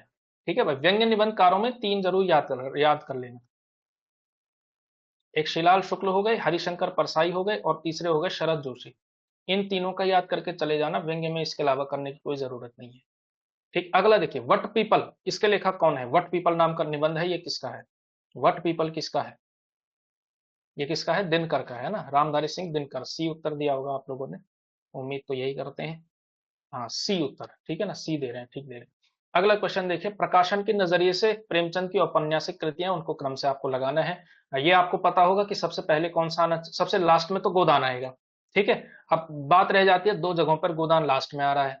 ठीक, अब इसमें से बताना है कि पहले कौन सा सदन पहले या रंगभूमि पहले, तो सेवा सदन पहले आएगा, तो सेवा सदन, रंगभूमि, कर्मभूमि, गोदान, डी जो है इसका सही उत्तर हो जाएगा। ठीक है, ऐसा। अगर बीच के भी आगे तब भी करना आना चाहिए भाई, ये तो गोदान और सेवा सदन से आसानी से सॉल्व हो गया। लेकिन और अगर बीच के आगे जैसे कायाकल्प, कर्मभूमि, इस वाले आ गए तो भी आपको सॉल्व करना में आप एबल होने चाहिए। पहले तो प्रेमचंद इतने महत्वपूर्ण व्यक्ति हैं कि ऐसा भी आ सकता है कि कर्मभूमि का प्रकाशन कब हुआ था, तो उस स्तर पे तैयार करिए, वरना अगर उस लेवल पर नहीं भी करने तो कम से कम क्रम से तैयार करिए, आपका काम उसमें बन जाएगा। अगला देखिए, इसमें से जो है आपको आत्मकथाओं को जो है साथ इसमें जो है मैच करना है कौन सी जो है किसकी है, कौन सी रचना जो है इसमें से किसकी है। तो 147 का उत्तर आपको बताना है। देखिए, शिव पूजन सहाय का है मेरा जीवन, ठीक है। और इसके अलावा सुमित्रा नंदन पंत का है 60 वर्ष एक रेखांकन, ठीक है। तो A2B5 ये डी से ही सवाल सॉल्व हो चुका है, ठीक है। C1 हरिवंश राय बच्चन 10 द्वार से सोपान तक, बिल्कुल ठीक है। पांडे बेचन शर्मा उग्र, तो इनका है अपनी खबर, हाँ ये ठीक है, ठीक है। चलिए, तो 147 भी हो गया। अच्छा, और भी तो होंगे यहाँ। अच्छा हाँ, सैलानी की डायरी किसकी है, सैलानी की डायरी किसकी है? देवराज की, राजेंद्र अवस्थी की, मुक्तिबोध की, या फिर हरिवंश राय बच्चन की? सैलानी की डायरी किसकी है? राजेंद्र अवस्थी की। वो प्रवासी की डायरी है, प्रवासी की डायरी हरिवंश राय बच्चन, सैलानी की डायरी राजेंद्र अवस्थी, इसमें कंफ्यूज नहीं होना है। अगला देखिए, दुखुआ में कासो कहूं मोर सजनी, ये किसकी कहानी है? दुखुआ में कासो कहूं मोर सजनी, ये कहानी है, ये किसकी है? ये किसकी है?